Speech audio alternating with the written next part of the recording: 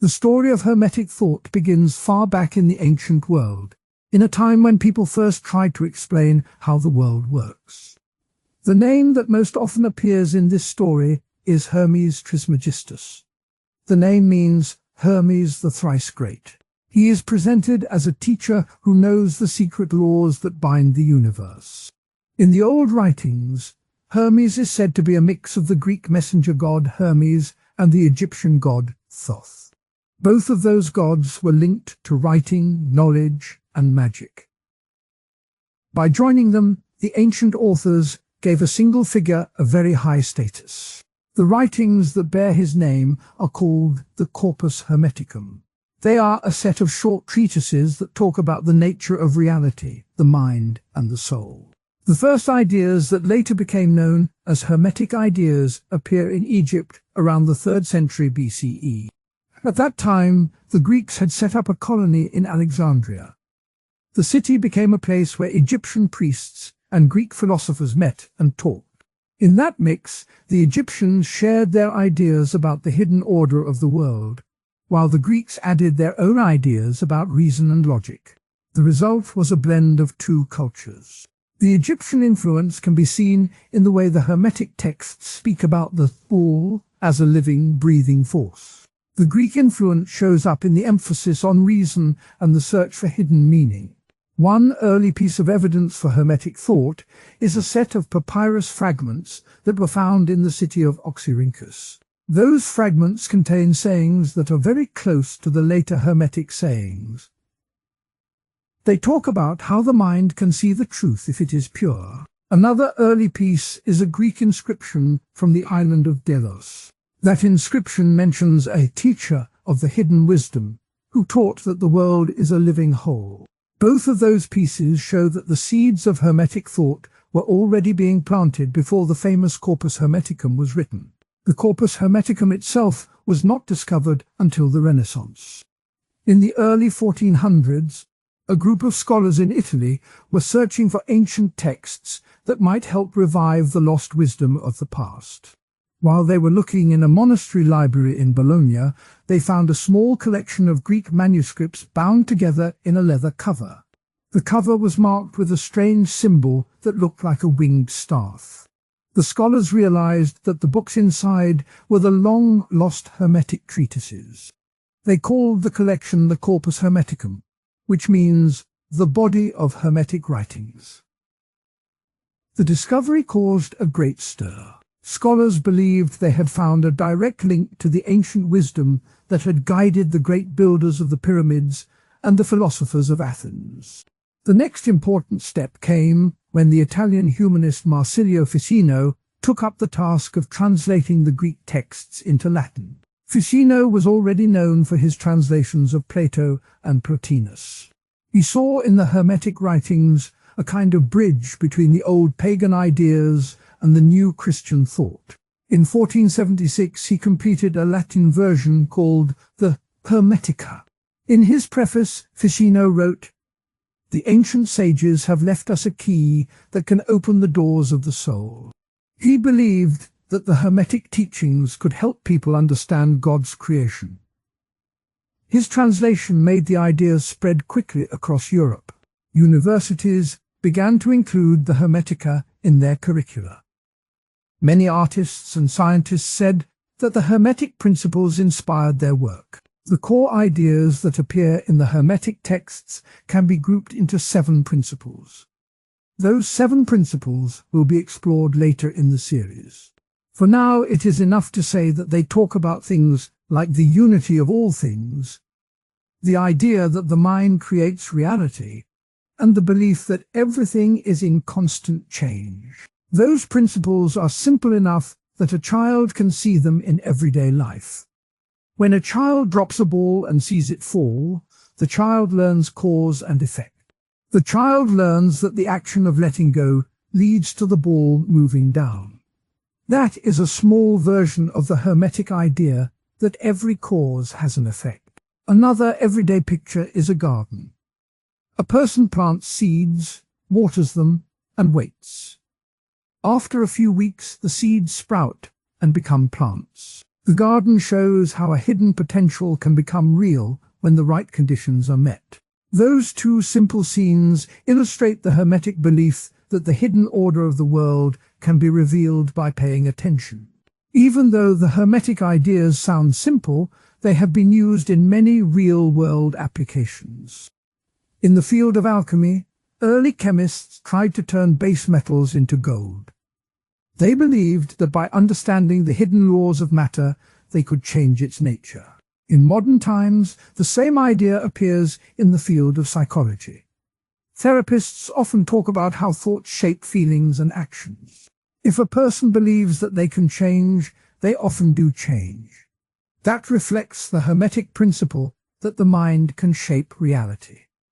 Another modern use is in the world of business. Leaders talk about vision and culture as if they are forces that can be created by a clear idea. They use the Hermetic idea that a thought, when focused, can become a shared reality for a group of people. Not everyone accepts the Hermetic story as fact. One common criticism is that the stories about Hermes Trismegistus are myths. Critics say that there is no historical record of a single person who wrote all the treatises. They point out that the name Hermes Trismegistus may have been invented to give the texts more authority. The mythic status of the teacher makes it hard to know what is true and what is legend. Another criticism says that the ideas in the Hermetic texts are not unique. Similar thoughts about cause and effect, about the unity of all things, appear in other ancient traditions. For example, the Indian Upanishads talk about a single reality called Brahman. The Chinese Tao Te Ching speaks of the Tao as the underlying flow of the world. Those parallels suggest that Hermetic ideas may be part of a broader human search for meaning rather than a distinct, isolated tradition. The story of the Corpus Hermeticum's discovery also offers a glimpse of how ideas travel. When the manuscripts were found, they were written in Greek, a language that few people in Italy could read. Ficino's translation opened the door for many others. Later, in the 1600s, an English scholar named Thomas Taylor made an English version. He called the work the Hermetical Writings. His translation reached the poets of the Romantic era. They used Hermetic images in their verses. One poet wrote, "The hidden fire that burns within the stone is the same fire that lights the heart of man." That line shows how the old ideas found new life in art. In the modern era, Hermetic ideas have been taken up by a number of new movements. One of those is the New Thought movement, which began in the United States in the late 1800s. New Thought teachers say that thoughts are powerful enough to change health, wealth, and relationships. They quote the Hermetic line, "As above, so below," to explain how the inner mind reflects the outer world. Another modern group is the modern occult community. They study the 7 principles as tools for personal growth. They often practice meditation that focuses on the principle of correspondence, which says that patterns repeat at different levels of reality. In both cases, the old Hermetic ideas are being used as practical guides. A useful analogy helps to make the ideas clearer. Imagine a river that flows under a bridge. From the bridge, a person can see the surface of the water, the ripples, the speed of the flow. Below the bridge, hidden currents push the water in different directions. The Hermetic view says that the visible world is like the surface, while the hidden laws are like the currents below. By studying the surface, a person can learn about the hidden currents. Another analogy is a clock. The hands move in a clear pattern that anyone can see. Inside the clock, gears turn and interact. The gears are the hidden order that makes the hands move. The Hermetic teachings invite a person to look for the gears behind everyday events. A final anecdote from history shows how the Hermetic ideas influenced a famous inventor. In the early 1700s, a German scientist named Gottfried Wilhelm Leibniz read the Hermetic texts. He was fascinated by the idea that the universe is made of simple, indivisible units that combine to form complex things. He called those units monads. Leibniz wrote, "The world is a living whole, and every part reflects the whole." This line echoes the Hermetic principle of correspondence. Leibniz's work later helped shape modern computer science, where tiny bits of information combine to create complex programs. The path from an ancient text to a modern technology shows how the ideas can travel across time. When the series moves to the part about the 7 principles, the listener will see how each principle connects to the stories told here. The principle of mentalism says that the mind is the source of all things. The garden example shows how a seed, a small idea, can grow into a plant. The principle of correspondence says that patterns repeat at different levels. The river analogy shows the same pattern on the surface and below. The principle of vibration says that everything moves, even if it seems still. The alchemists who tried to turn lead into gold believed that hidden vibrations could change the nature of matter. Each principle will be explored with more depth later, but the foundations have already been laid in this opening section. The language of the Hermetic texts is poetic, but it carries a clear message. In one passage, Hermes says, "The all is mind. The universe is mental." That line tells the reader that reality begins in thought. In another passage he writes, "What is below is like what is above, and what is above is like what is below." This is the famous line that later became known as "as above, so below." Both lines are short, but they have been quoted for centuries. They appear in the writings of philosophers, poets, and even modern self-help books. The fact that a single sentence can travel through time shows the staying power of the ideas. The early Egyptian influence can be seen in the way the Hermetic texts treat the word Mot.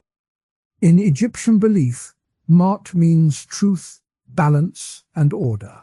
The Hermetic writers use a similar word, the One, to describe the balanced order that holds the world together. The Greeks added the idea of logos, which means reason or word. By joining Mot and logos, the Hermetic authors created a new way to talk about the hidden order. This blend of Egyptian and Greek thought made the teachings feel both ancient and fresh. In addition to the ancient influences, the Hermetic writings also borrowed from the mystery schools of the time. The mystery schools taught that a person could experience the divine by undergoing secret rituals. The Hermetic texts describe a similar path. A person must first cleanse the mind, then study the hidden laws, and finally achieve a state of unity with the all. This pattern appears in many spiritual traditions, which is another reason why critics say the ideas are not unique.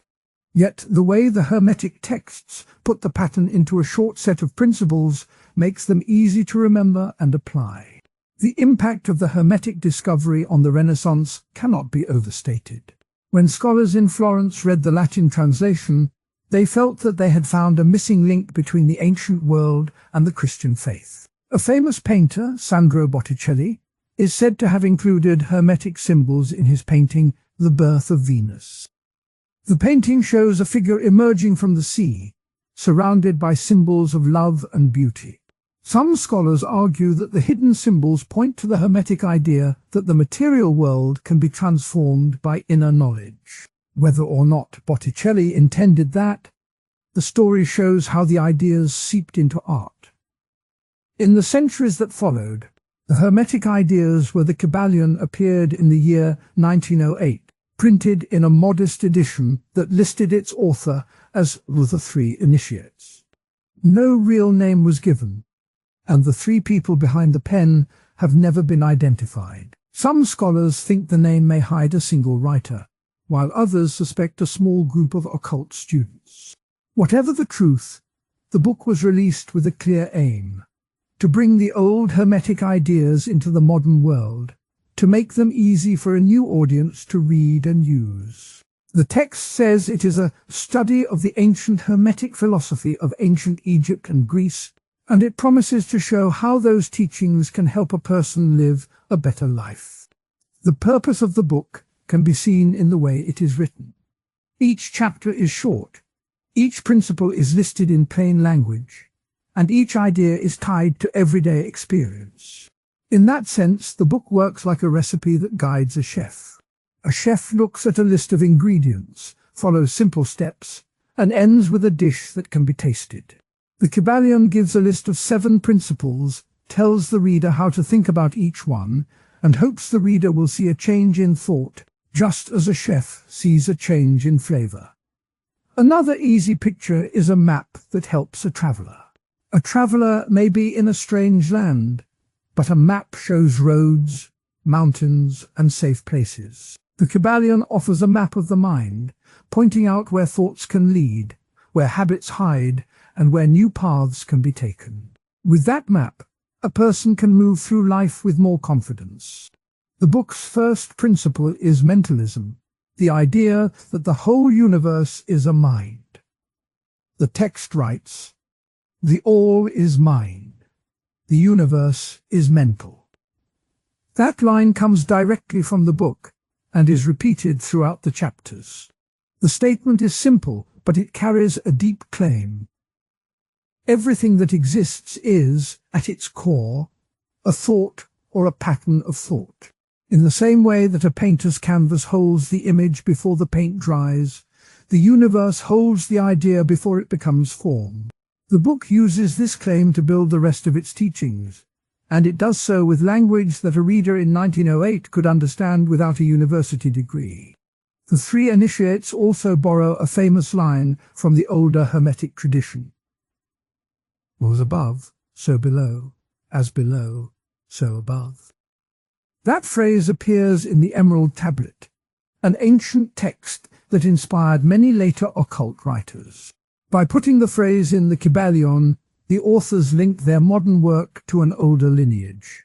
The link helps readers feel they are part of something older than themselves, even if the wording is simpler than the original Latin. The book was not released in a vacuum. In the United States at the turn of the century, a movement called New Thought was growing fast. New Thought teachers such as Phineas Quimby, Mary Baker Eddy, and later Charles Fillmore talked about the power of mind, the ability of thoughts to shape health, and the idea that a divine mind is present in every person. The Kybalion entered that scene like a fresh voice that echoed many of those ideas, but it wrapped them in the language of ancient mystery. The timing was important.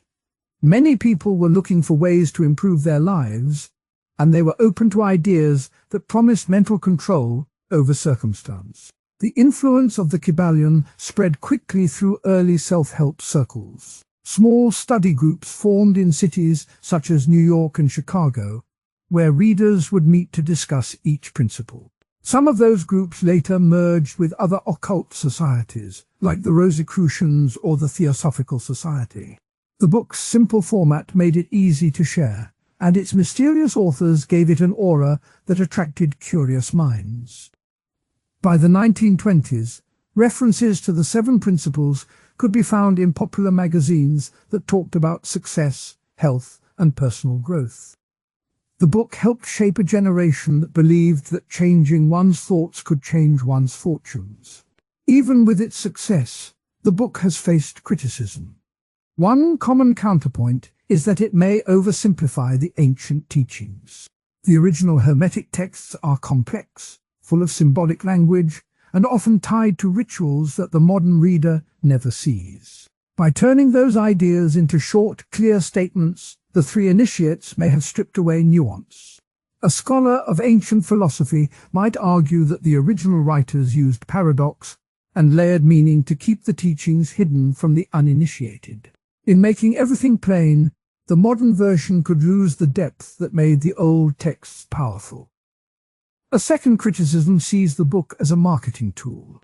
The early 20th century was a time when many new books promised quick paths to success. The Kybalion's promise that anyone could learn the laws of the universe in a few pages could be read as a way to sell more copies.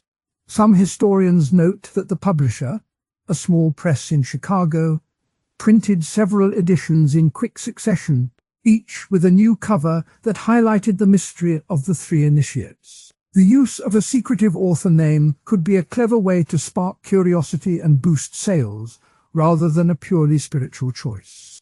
Both criticisms have merit, and they invite the reader to look more closely at the text. The book itself says that the principles are the key to the whole of the Hermetic philosophy. If a reader takes that claim at face value, the book becomes a shortcut to a deep tradition. If the reader sees the book as a first step, then the oversimplification may be useful, because it can lead the reader to explore the older sources. The marketing angle does not automatically make the ideas false. It simply reminds the reader that ideas can travel in many ways. A useful story from the time of the book's release helps illustrate its impact. In 1910, a young businessman named Thomas Miller read the Kybalion while traveling on a train from Boston to New York. He was struggling with a failing partnership and felt stuck.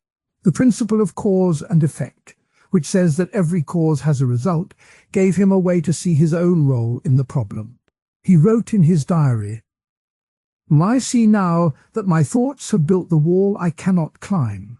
Inspired by that line, Miller changed his approach, spoke openly with his partner, and eventually turned the business around. The anecdote shows how a simple principle can be used in a real decision. Another story comes from a teacher named Eleanor Hart, who taught a night class in Chicago in 1950. She used the Kybalion as a text for a group of housewives who wanted to improve their families' lives. The class focused on the principle of rhythm, which says that everything moves in cycles.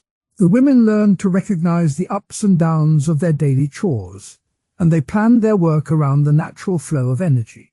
One student wrote, "When I know the tide of my day, I can ride it instead of fighting it."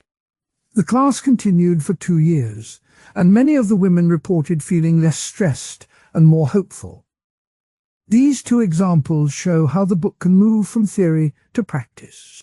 The recipe analogy becomes a real kitchen, and the map analogy becomes a real road that people travel. The simple language lets readers see a direct link between the ideas and their own lives. The book also contains many memorable quotes that have been repeated over the decades. One of the most often cited lines is, "All is mind. The universe is mental." Another is, "The all is life.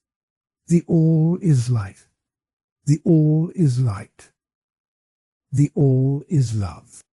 These phrases capture the tone of the work, a blend of mystic language and everyday feeling. When a reader hears those words, they may feel a sense of wonder, as if a secret door has been opened. The Kybalion's style makes it easy to move forward to the next major idea, the principle of mentalism. The earlier sections of the video have already traced the roots of Hermetic thought back to ancient Egypt and Greece. Now the story can turn to how the modern presentation frames the mind as the source of all reality. The transition is smooth because the book itself says that mentalism is the foundation of all the other principles. By linking back to the origins, the narrator can remind the audience that the old teachings have always spoken of a hidden mind. And by moving forward, the narrator can show how that hidden mind is described in clear, modern terms. In summary, the Kybalion arrived in 1908 under the mysterious name of the Three Initiates. Its purpose was to bring Hermetic ideas to a new audience, using simple language, short chapters, and vivid analogies. The book works like a recipe that guides a chef and like a map that helps a traveler. It entered a world where new thought was rising, and it quickly found a place in early self-help circles. Critics say it may oversimplify ancient wisdom and that it may have been used as a marketing tool. Real stories from a businessman and a teacher show how the ideas can be applied in everyday life. Quotes from the text give the work a memorable voice. The stage is now set to explore the principle of mentalism, the idea that the universe itself is a mind, and to see how that ancient claim is presented in a modern way. The principle of mentalism says that the whole universe works like a mind. In the old writings that bear the name of Hermes Trismegistus, the idea appears as a single line. All is mind. The early 20th century book called the Kybalion repeats the claim in a clear way. The all is mind. The universe is mental. Those two sources form the backbone of the discussion that follows. To make the idea feel real, the script first offers a picture that most people have seen. Imagine a video game world that runs on lines of code. The code tells every tree when to sway, every river when to flow, every character when to speak. The world does not have a physical body of its own, but it behaves as if it were alive. The player can walk inside it, feel the wind, see the sun rise, and even hear the birds. In that sense, the game world is a mind made of symbols, and the experience inside it feels like a small universe. The principle of mentalism says that the larger universe works in a similar way, only the code is not written on a screen, but is the pattern of thought that underlies all things. A second, more personal example comes from the night when a person falls asleep and enters a dream.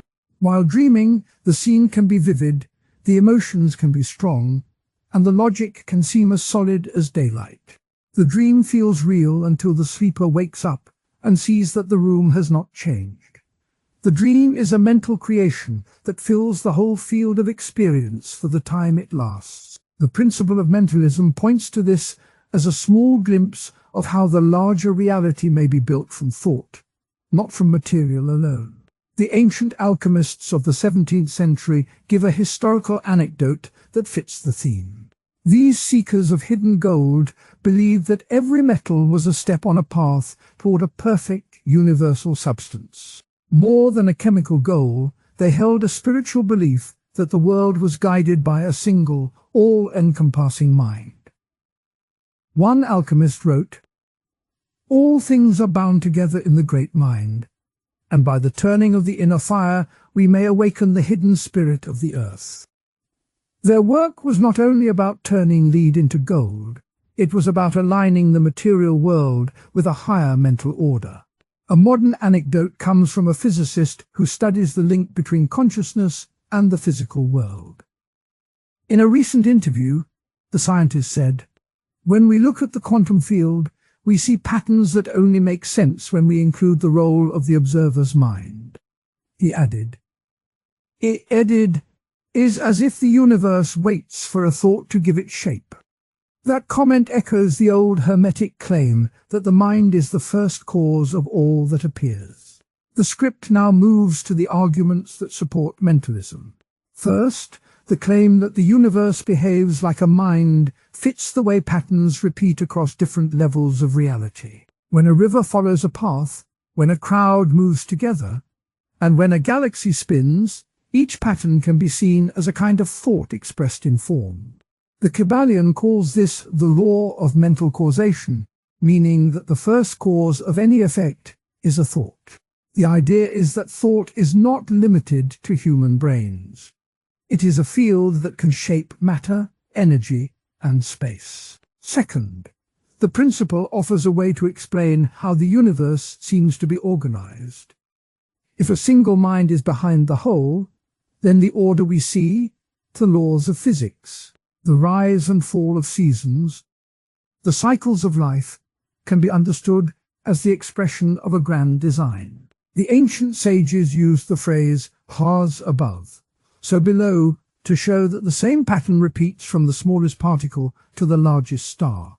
In this view, the mind of the universe is the source of the pattern that repeats at every level. The script also presents two strong counterarguments. The first comes from physical science. Experiments in chemistry and physics show that particles can change, combine, and move without any apparent thought behind them. A crystal can grow, a star can explode, a virus can replicate, all by following natural laws that do not need a mind to direct them. Critics say that the success of science in describing these processes without reference to thought proves that matter can act on its own. The second counterargument points to the role of randomness. In many fields, from genetics to weather, random events shape outcomes in ways that no mind could predict. The rolling of dice, the mutation of DNA, the flicker of a flame, each is an example of chance that seems to operate independently of any mental plan. Those who challenge mentalism argue that a theory that ignores randomness cannot fully describe reality. The script then weaves these points together, showing how the principle can still speak to the modern mind while respecting the objections. It notes that the claim does not deny the existence of physical laws. Rather, it suggests that the laws themselves may be expressions of a deeper mental pattern. It also says that randomness can be seen as a type of freedom within the mental field, a space where new thoughts can arise. In that sense, chance is not a flaw, but a feature of a mind that allows novelty.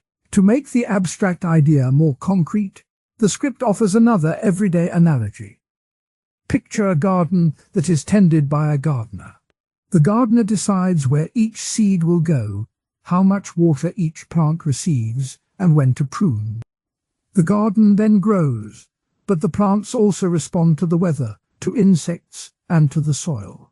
The gardener's plan guides the overall shape, yet the garden still shows surprises, a sudden bloom, a new weed, a bird that builds a nest. The mind of the universe can be thought of as the gardener, setting the broad outline, while the details of matter and chance act like the weather and the insects. The script also references the next sections of the video series. After mentalism, the principle of correspondence will look at how patterns repeat across different levels, and the principle of vibration will explore how everything moves and changes. By linking these ideas, the video will show a larger picture of Hermetic thought, where each principle adds a piece to the puzzle of how the world works. Returning to the ancient source, the script quotes the Emerald Tablet, a short text linked to Hermes. That which is below is like that which is above, and that which is above is like that which is below. Though the wording is simple, the meaning is deep. It tells the listener that the same mental pattern that runs the stars also runs the thoughts in a human mind. This quote will be revisited later when the principle of correspondence is explained.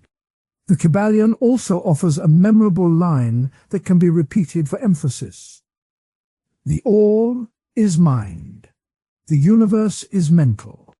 This line is repeated in the script as a mantra that helps the listener remember the core claim. By hearing it several times, the audience can let the idea settle, much like a gentle wave that rolls onto a quiet shore. A further historical note comes from the Renaissance period, when scholars tried to blend science and mysticism. One writer, Giordano Bruno, wrote that the stars are like souls that think and feel. He said, "The heavens are alive with thought, and each planet carries a spark of the divine mind." Though Bruno was later condemned for his ideas, his words show how the mental view of the universe persisted across ages. The modern physicist comment mentioned earlier can be expanded with a direct quotation. He said, "Observation is not a passive act. It is an act of participation that brings the potential into actuality." This echoes the Hermetic claim that the observer's mind plays a role in shaping what is seen. In quantum experiments, the act of measuring a particle seems to affect its behavior. The script points out that such experiments give a hint that the mind may have a hand in the material world, even if science does not yet have a full explanation. To address the scientific counter-argument, the script brings in an example from chemistry. When sodium and chlorine combine, they form table salt, a predictable reaction that follows the law of conservation of mass. No mind is needed to explain the bond. Yet the script asks the listener to consider why the law of conservation exists at all. If the universe were a random collection of particles, there would be no reason for a stable rule to hold. The mental principle suggests that the rule itself is a pattern in the mind of the universe, a rule that the mind has set to keep the whole coherent. The randomness counterargument is answered with a story about a child playing with building blocks. The child decides to stack the blocks in a new way, creating a shape that no one expected. The surprise comes from the child's free choice, not from a pre-written script. In the same way, random events in nature can be seen as the universe's way of trying new configurations, a kind of creative play within the mental field. This view does not deny that randomness happens. It simply places it inside a larger mental context. The script then moves to a practical application of mentalism. In modern therapy, people are taught to change their thoughts in order to change their feelings and actions. The idea that thought can shape experience mirrors the ancient claim that the universe itself is shaped by thought. By practicing mindfulness, a person can see how their inner mental world can affect the outer world, for example by reducing stress, improving health, and fostering better relationships. This everyday practice shows that the principle is not just a lofty theory, but a tool that can be used in daily life. Another application appears in creative work. Artists often speak of being in the flow, a state where ideas seem to appear from nowhere, as if the work is being guided by a larger mind. When a writer sits down and the story seems to write itself, the writer experiences a moment where personal thought aligns with a larger creative field. The principle of mentalism offers a way to describe that feeling. The writer is tapping into the universal mind that holds all possible stories. The script also includes a quote from the Kybalion that ties the principle to action. As the mind creates, so does the world reflect. This line reminds the listener that thoughts are not isolated. They have a ripple effect that can be seen in the world around them. By changing the inner picture, one can change the outer picture. To keep the narrative lively, the script tells a short anecdote about a monk who spent years meditating on the idea that the world is a thought. He reported that during deep meditation he felt the walls of his cell dissolve, and he sensed the whole sky as a single breathing mind. He later wrote, "When the mind rests, the universe rests with it." This personal story adds a human touch to the ancient teaching. The script also mentions a modern experiment in virtual reality.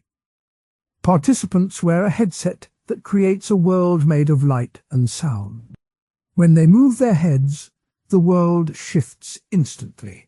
The participants report a sense of being inside a mind-made world because the code reacts to their thoughts and gestures. This experiment shows a modern version of the old claim. A created world that behaves as if it were alive, responding to the mental activity of its users. The narrative now turns to a brief preview of the next principle, correspondence. It will show how the same mental pattern repeats in the macro and micro levels, like a fractal that looks the same whether one zooms in or out. The script hints that this repetition is why the mind can be seen everywhere, from the smallest atom to the largest galaxy. Then the script hints at the principle of vibration, which says that everything moves, even if the movement is too small to see. The idea is that the mind's thoughts have a frequency, and that the whole universe vibrates with those frequencies. By tuning into the right frequency, one can align with the mental flow. This will be explored later, but the hint helps the listener see how the principles fit together. Returning to the core definition, the script restates the claim in simple terms. The universe is not a dead collection of rocks and gas. It is a vast, living mind that thinks itself into being. This statement is repeated 3 times, each time with a pause, to let the idea settle. To close the segment, the script offers a final quotation from Hermes that ties the whole discussion together. "All that is mind, and mind is all that is." This line is presented as a gentle reminder that the idea of mentalism is not new, but has traveled through centuries through alchemists. The principle of correspondence is the third teaching in the Kybalion. It is the idea that the patterns we see in one level of reality repeat in other levels. The short phrase that captures this idea is "was above, so below."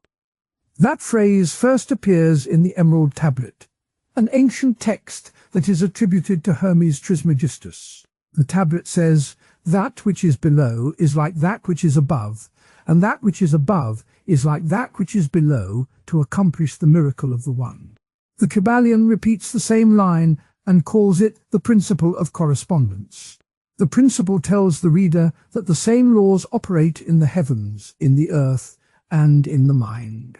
The story of Hermes begins in a time when people believed that the world was a set of linked layers. The name Hermes Trismegistus means thrice great Hermes. He was thought to be a teacher who could see the hidden links between the stars, the earth, and the human soul. In the early 20th century, a group of writers gathered these ideas into a short book called the Kybalion. The authors kept their names secret, but they called themselves the Three Initiates. They used the old sayings of Hermes and turned them into a modern guide for personal growth. To make the principle clear, the narrator can use a simple family tree. In a family tree, the eyes, the smile, the way a person walks can be seen in many members. A child may inherit the same laugh as a grandparent, even though the child never met that grandparent. The pattern that appears in the small branch of the tree mirrors the pattern that appears in the whole tree. The same shape repeats at a small scale and at a large scale. That is what was above, so below means in everyday life. A second analogy comes from weather. When a local weather forecast says that a cold front will bring rain, that forecast is based on larger climate patterns that move across the continent. The small weather event on a single day reflects the larger movement of air masses and ocean currents. The local rain is a tiny picture of the big picture of climate. The principle tells us that the small picture can tell us something about the big picture, and the big picture can help us understand the small picture. The principle also appears in many other fields. In biology, the shape of a leaf can tell a scientist about the climate where a plant lives. In economics, the rise and fall of a single stock can hint at the health of an entire market.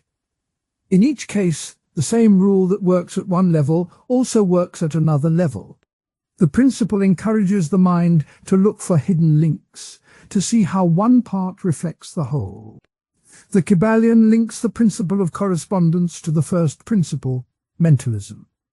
Mentalism says that the universe is a mental creation. If the mind creates the whole, then the mind also creates each part.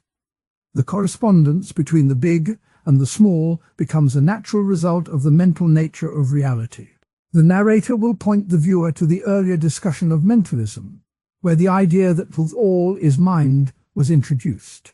Understanding that the whole is a thought helps to see why the same thought can appear in many places. The principle also leads to the next teaching, the principle of vibration. Vibration says that everything moves, that nothing stays still. When something vibrates, it creates patterns that repeat.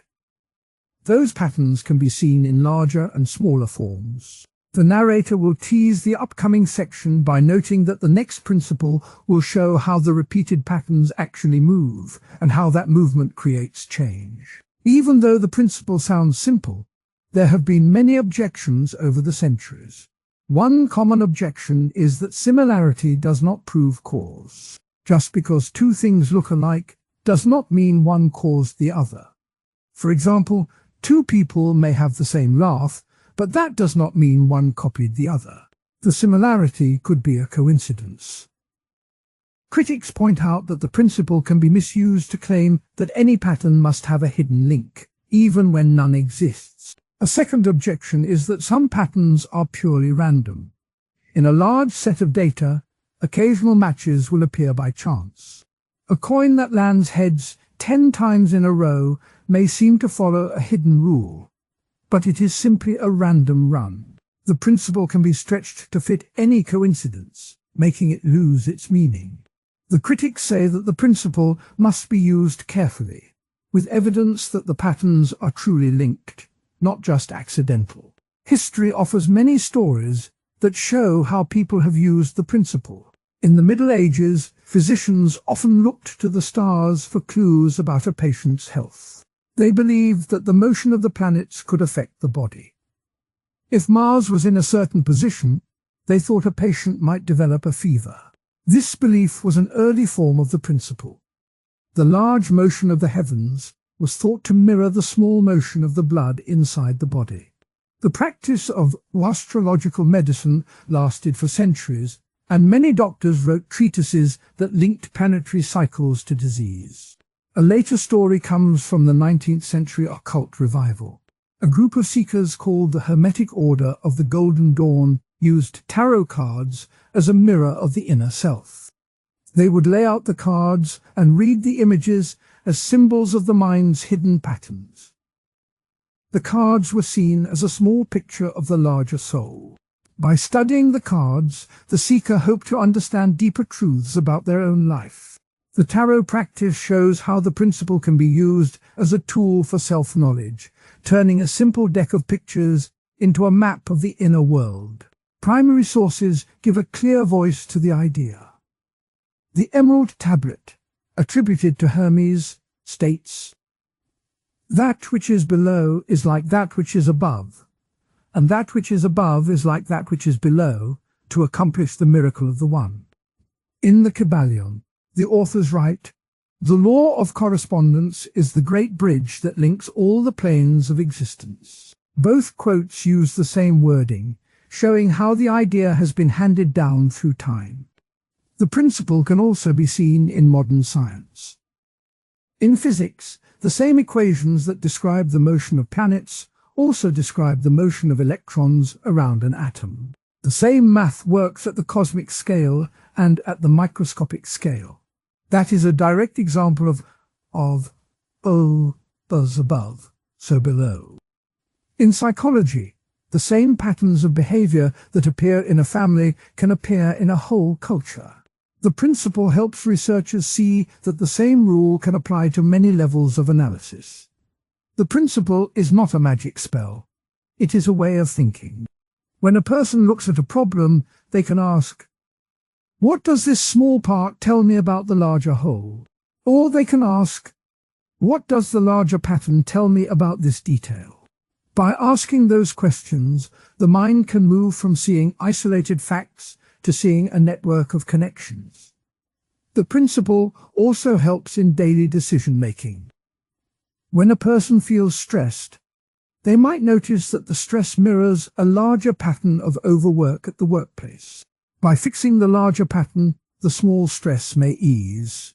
When a student sees that a bad grade reflects a habit of procrastination, the student can change the habit and improve the grade. The principle guides the mind to look for the root cause, not just the symptom. The principle can be used in art as well. A painter may repeat a small brushstroke across a canvas to create a sense of unity. The small stroke reflects the whole picture.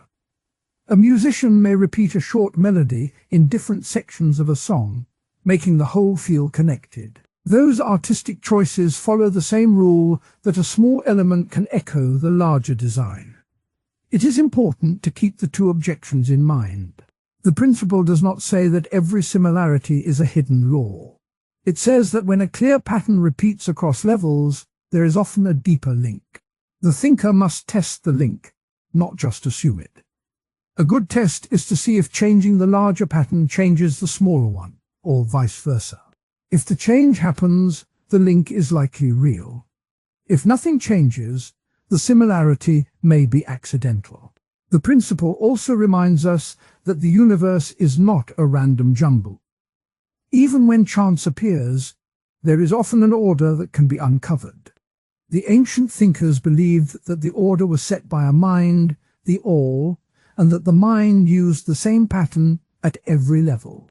That belief gave them a way to study the world, from the stars to the soul. In modern times, the principle appears in the study of fractals. A fractal is a shape that repeats the same pattern at every scale. The edge of a coastline looks jagged whether you view it from a satellite or from a close-up map. The same shape repeats at many levels. Fractals are a visual example of what's above, so below. Scientists use fractal math to model clouds, mountains, and even the branching of blood vessels. The principle shows that the same rule can shape both mountains and veins. The principle also appears in language. A story often contains a small scene that mirrors the whole plot. A child's adventure may reflect the hero's journey of an entire culture. The small scene is a microcosm of the larger tale. Writers use that technique to give depth to their work. The principle guides the writer to embed the big idea in tiny details. When the principle is applied to health, it can be a helpful guide. A person who notices a recurring headache may look for a larger pattern in diet, sleep, or stress. By fixing the larger habit, the small symptom can fade. That approach follows the same logic as the medieval doctors who linked the planets to fevers, but with modern science replacing the stars with measurable factors. The principle also appears in economics. A single market crash can be a small sign of a larger recession. Investors watch the small movements to predict the big trend. The principle tells them that the small and the large are linked. At the same time, they must remember the objection that not every dip means a crash. Careful analysis is needed. The Kybalion warns that the principle must be used with humility. The mind can see patterns everywhere, but not all patterns are real. The writer of the Kybalion says, "Do not be deceived by false correspondences." That reminder keeps the thinker from forcing connections where none exist. The principle also invites curiosity. When a child asks why a leaf looks like a tiny tree, the answer can open a discussion about how nature repeats shapes. The child learns that the world is full of mirrors. That curiosity can grow into a lifelong habit of looking for connections. In the upcoming section on the principle of vibration, the narrator will explain how everything moves, and how that movement creates the patterns that the principle of correspondence describes. Vibration shows the engine behind the mirrors. When the engine turns, the mirrors change. Understanding both principles together gives a fuller picture of how the universe works. To sum up, the principle of correspondence says that the same rule appears in many layers of reality. It is expressed in the ancient line, "Vase above, so below." It appears in family trees, in weather forecasts, in science, in art, and in everyday life. It has been used by medieval doctors, by 19th century occultists, and by modern scientists. It is linked to the earlier principle of mentalism and leads to the next principle of vibration.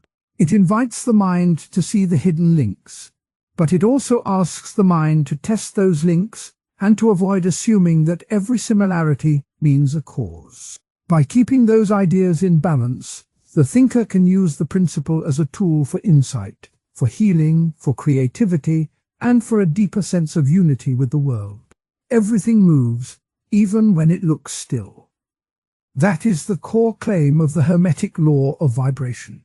The Kybalion states plainly, nothing rests, everything moves, everything vibrates. Ancient Hermetic writings repeat the idea that all matter, all thought, all spirit has a frequency that never stops. The principle says that nothing is truly at rest, that every object, every feeling, every idea has a tiny, constant motion. A humming refrigerator is a simple modern picture of that law. The motor inside the box spins, the coils vibrate, the coolant circulates. The sound that reaches the ear is the vibration of metal and fluid turned into air waves. Even when the door is closed and the kitchen seems quiet, the machine is still sending out tiny pulses of energy. A quiet lake offers a natural picture. On a windless day, the surface looks flat, but a small insect landing creates a ripple. Those ripples travel outward, bend, interfere, and fade. The water molecules never stop moving. They simply move in a pattern that is too small for the eye to catch unless something disturbs the surface. The lake, like the refrigerator, proves that stillness is only a surface impression. The ancient texts of Hermes Trismegistus echo this view. In one fragment, the writer says, "All things are in motion, for the breath of the One moves through all." The phrase breath of the One is a poetic way of saying that a single source of energy runs through every particle, causing a constant, low-level vibration. The principle of vibration does not stand alone.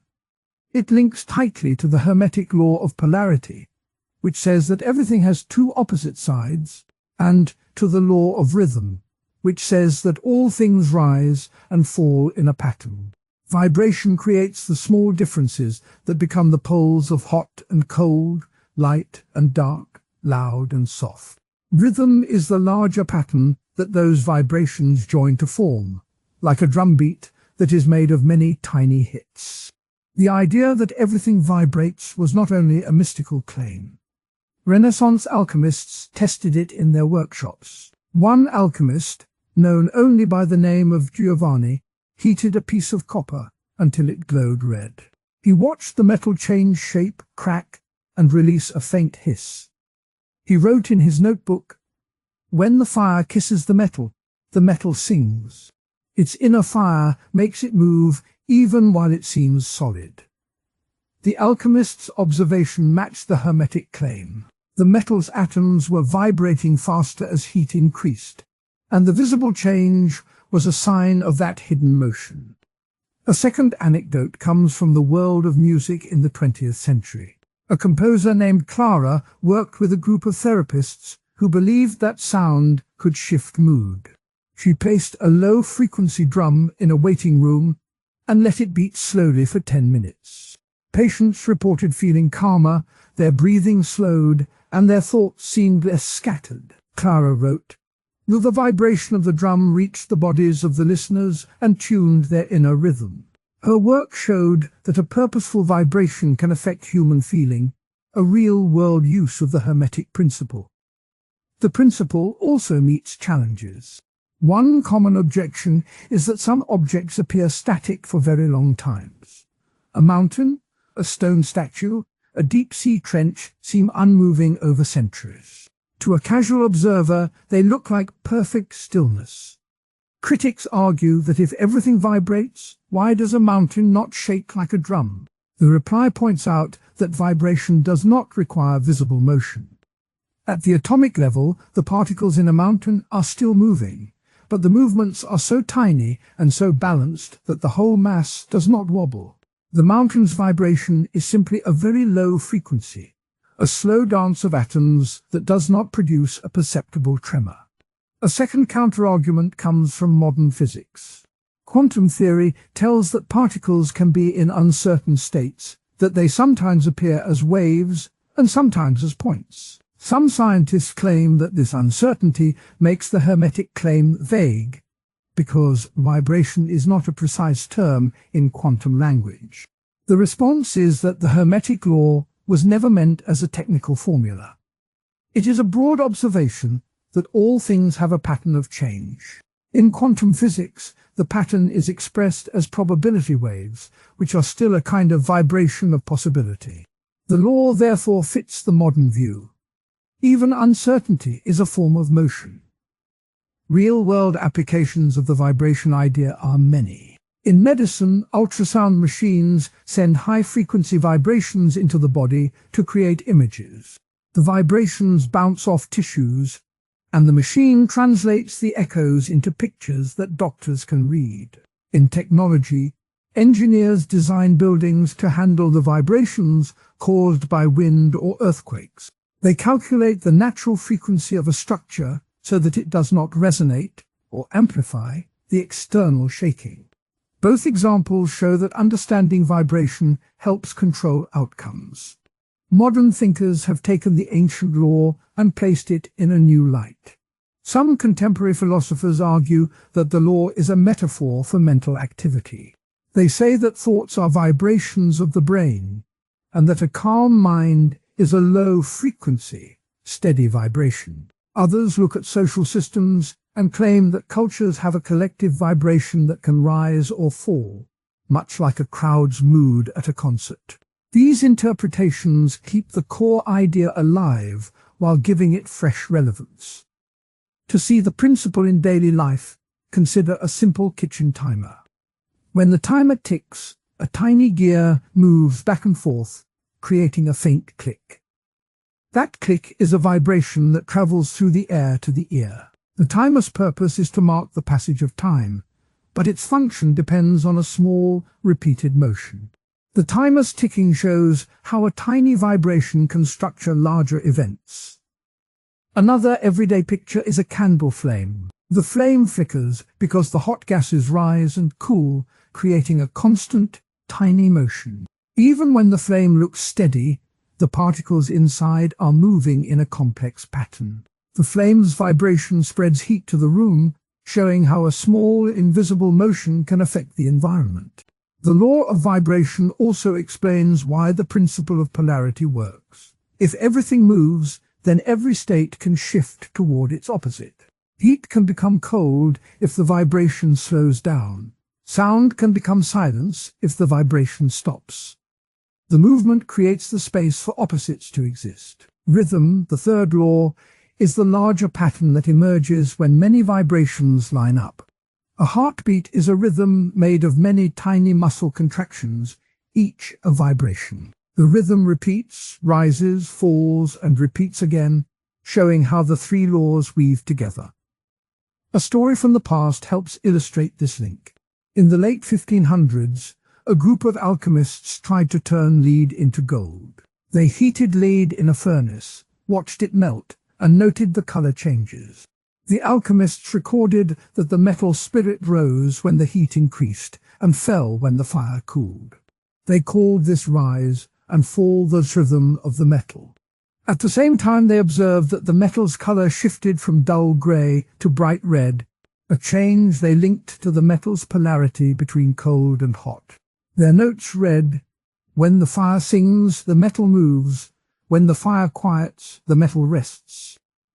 Their work shows how the three Hermetic laws were seen as a single pattern of change. A more recent anecdote comes from a sound therapist named Maya, who works with patients suffering from anxiety. Maya uses a low-frequency vibration plate that people stand on for a few minutes each day. The plate sends gentle pulses through the feet, and patients report feeling more grounded. Maya explains, "The plate's vibration matches the body's natural rhythm, and it helps the nervous system settle." Her practice ties the ancient law to modern healthcare, showing that vibration can be a tool for balance. The principle also appears in nature's cycles. The tide rises and falls because the moon's gravity creates a slow vibration in the oceans. The ocean's surface moves in a regular rhythm, and the water's motion creates poles of high and low water levels. The tide's pattern is a large-scale example of vibration, polarity, and rhythm working together. Even language follows the law. When a person speaks, the vocal cords vibrate, creating sound waves. Those waves travel, bounce, and fade. The pitch of the voice is a measure of vibration frequency. A higher pitch means faster vibration. A lower pitch means slower vibration. The contrast between a whisper and a shout shows polarity, soft versus loud. The pattern of a conversation, with its pauses and replies, forms a rhythm. In this way, speech mirrors the Hermetic laws.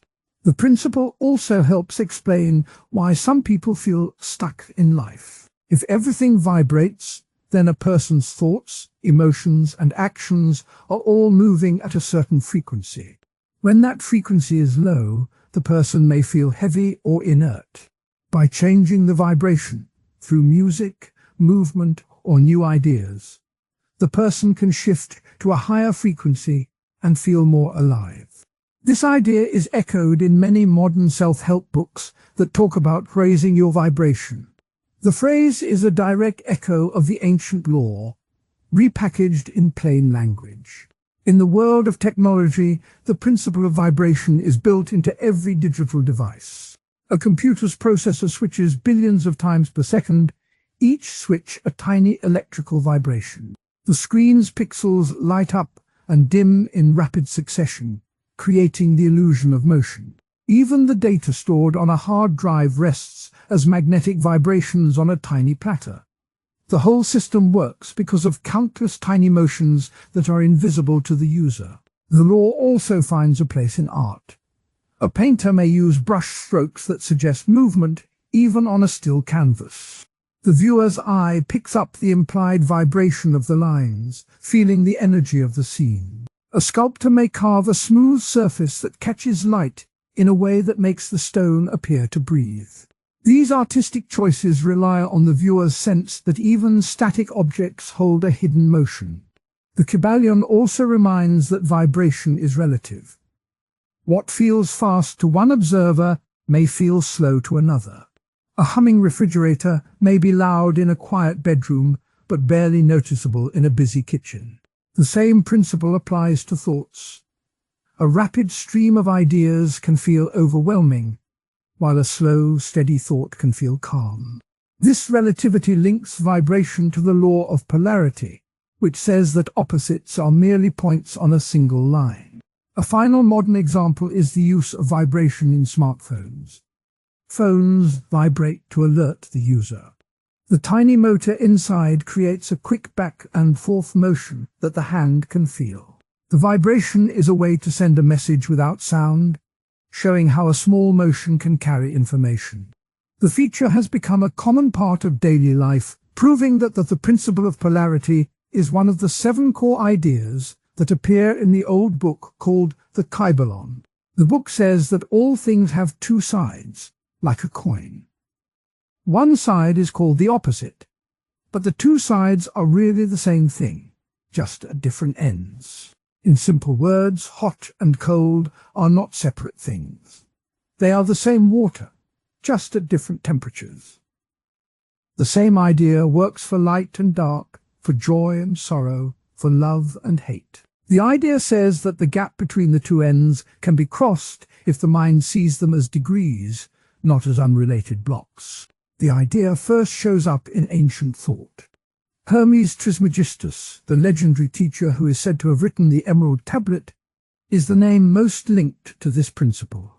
In the Emerald Tablet, there is a line that says, "All that which is above is like that which is below, and that which is below is like that which is above." Though that line talks about similarity, later Hermetic writers used it to show that opposite forces are linked. The Kybalion, written in the early 1900s, repeats the idea in a clear way. Polarity. Everything is dual. Everything has poles. Everything has its opposite. But the opposites are really the same thing, differing only in degree. That sentence is a direct quote from the original text, and it captures the whole point in a single breath.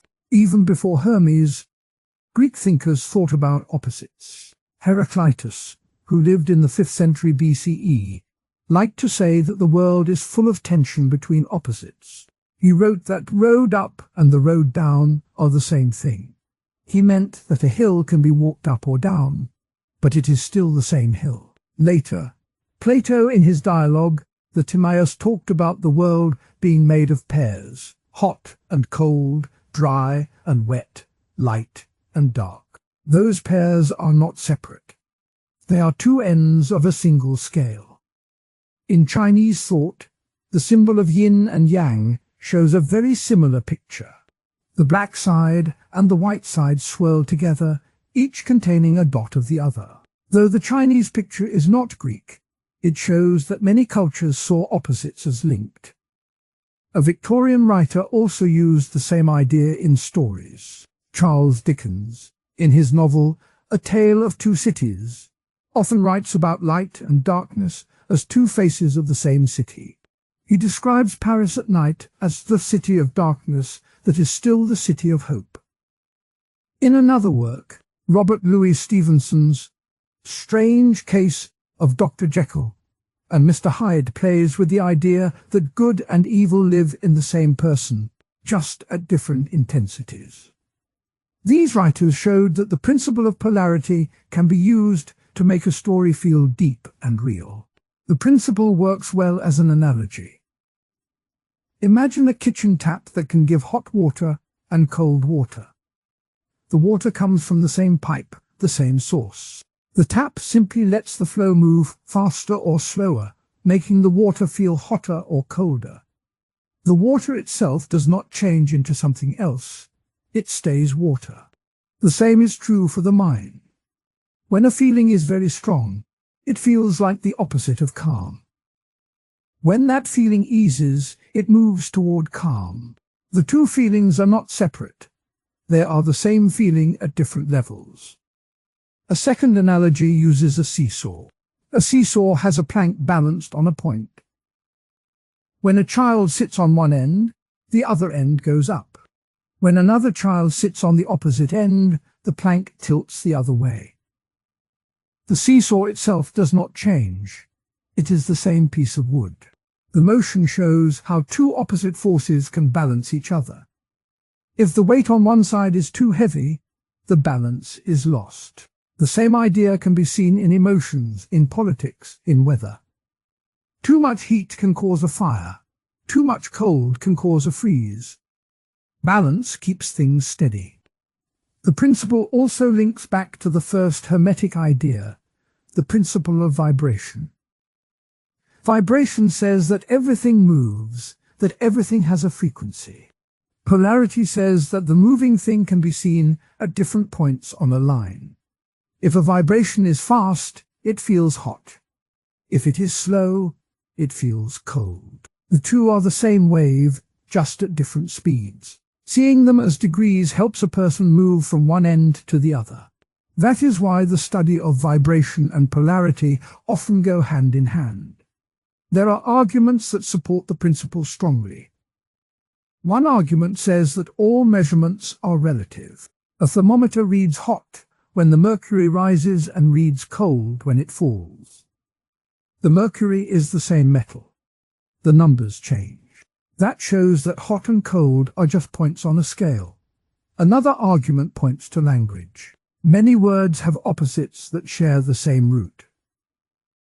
Increase and push and crease, rise and fall.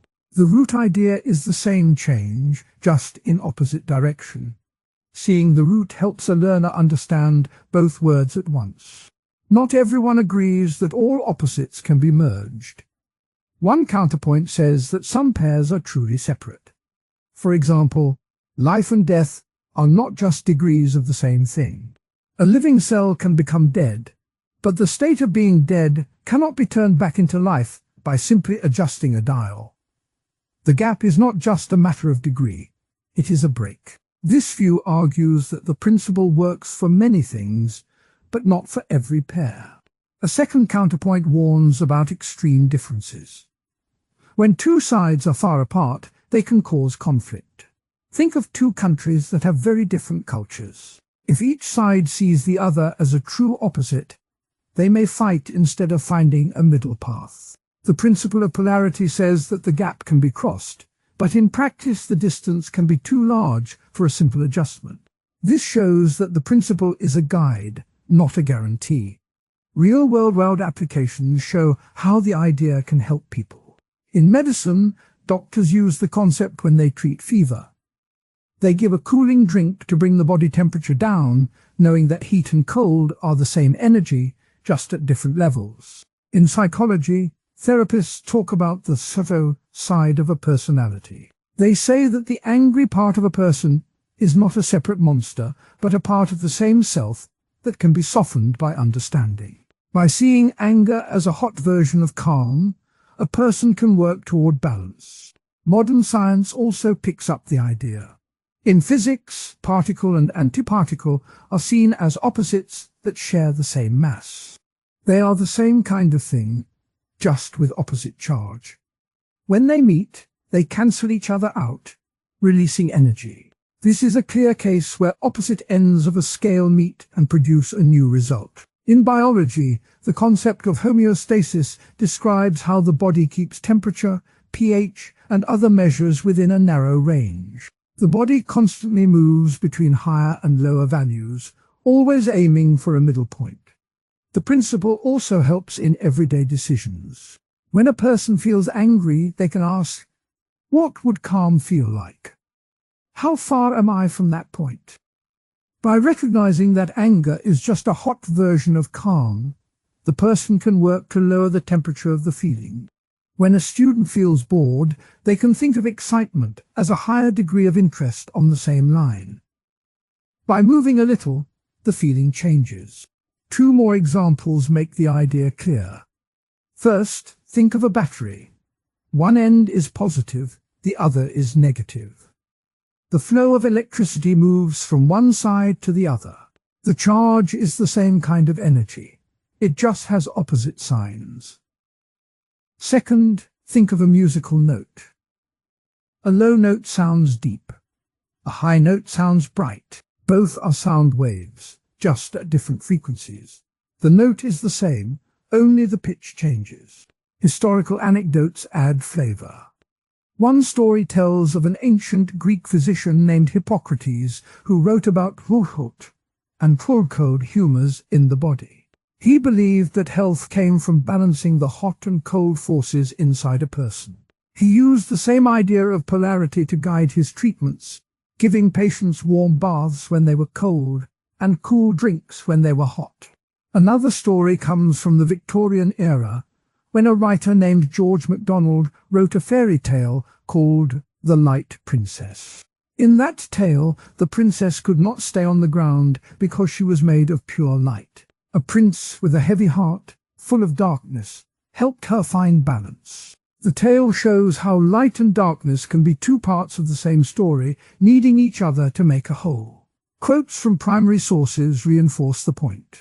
The Kybalion itself states, "Polarity is the law that everything has its opposite, that the opposite is the same thing, differing only in degree." Hermes Trismegistus is recorded as saying, "The mind, when it sees the two sides of a thing, knows that they are one." The Greek philosopher Heraclitus wrote, "The sun is new each day, yet it is the same sun." Those lines all point to the same lesson. Opposites are linked. The principle also prepares the listener for the next idea, the principle of rhythm. Rhythm says that everything moves in a pattern of rise and fall. Polarity shows the two ends of the pattern, while rhythm will show how they repeat. By linking the two, the study of Hermetic thought builds a smooth path from one concept to the next. In summary, the principle of polarity teaches that hot and cold, light and dark, love and hate are not separate islands. They are two ends of the same river. The river flows, and the water can be felt as warm or cool, depending on where one stands. The principle has roots in ancient Greek thought, in the teachings of Hermes, and in later Victorian stories. It is supported by analogies of a tap and a seesaw, by arguments about measurement and language, and by modern science in physics and biology. It also faces counterpoints that remind us some gaps are hard to cross and that extreme differences can spark conflict. By keeping the idea simple, the principle can help people balance emotions, improve health, and understand the world. The next step will be to see how the pattern of rise and fall, the principle of rhythm, works together with polarity to shape all experience. The principle of rhythm is one of the core ideas that appears in the old Hermetic texts and in the modern book called the Kybalion. The teaching says that everything moves in a pattern of rise and fall, of forward and backward, like a wave that never stops. The idea goes back to the Egyptian Greek figure called Hermes Trismegistus, who is said to have written the Emerald Tablet and the Corpus Hermeticum. In the Emerald Tablet, a line reads, "That which is below is like that which is above, and that which is above is like that which is below. The same thought appears in the section of the Kybalion that deals with rhythm, where the authors write, "Everything flows out and in. The measure of the swing is the rhythm." Those words set the stage for a view of the world that sees cycles everywhere. The early Hermetic writers used the word rhythm to point out that the universe is not random. They saw the same pattern in the motion of the planets, in the change of the seasons, in the beating of a heart. The Kybalion repeats the claim that law of rhythm governs all things. The authors of that book, three men who used the pen name the Three Initiates, wanted to show that the same rule works in the mind as it works in nature. By linking the inner life of a person to the outer world, they made the principle feel personal and useful. One of the first thinkers to put the principle into a clear form was the Greek philosopher Plato, who spoke of the great year, in which the heavens return to the same place after many cycles.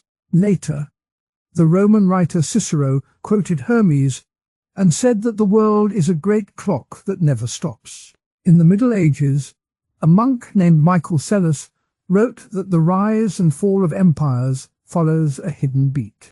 In the modern era, William Walker Atkinson, the main author of the Kybalion, took those ancient ideas and wrote them in plain English.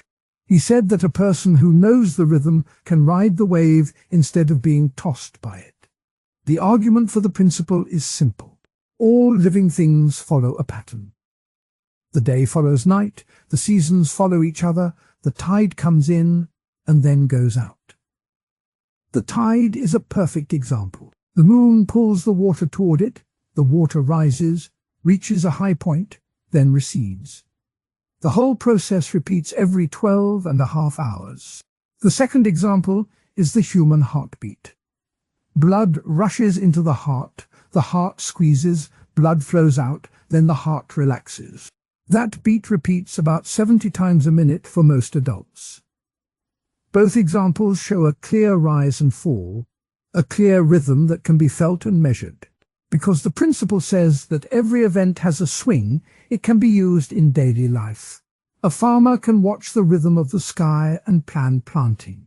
An ancient farmer in the Nile Valley would look at the stars that rose just before the flood. He would note the star called Sirius, which appeared just before the waters rose. By watching that star each year, the farmer could know when the soil would be ready for seed. That practice kept the fields productive for generations. The story of those farmers shows how rhythm guided real work. A second story comes from the 1920s, when a writer named F. Scott Fitzgerald watched the rise of the Jazz Age and then felt its decline as the Great Depression began. He wrote in a diary, "The music swells, the parties roar, and then the silence settles like a tide pulling back."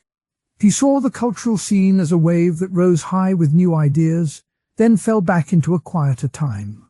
His observation matches the principle of rhythm, because it shows a cultural pattern that moves in and out. Those two anecdotes help the audience see that rhythm is not just a mystical idea.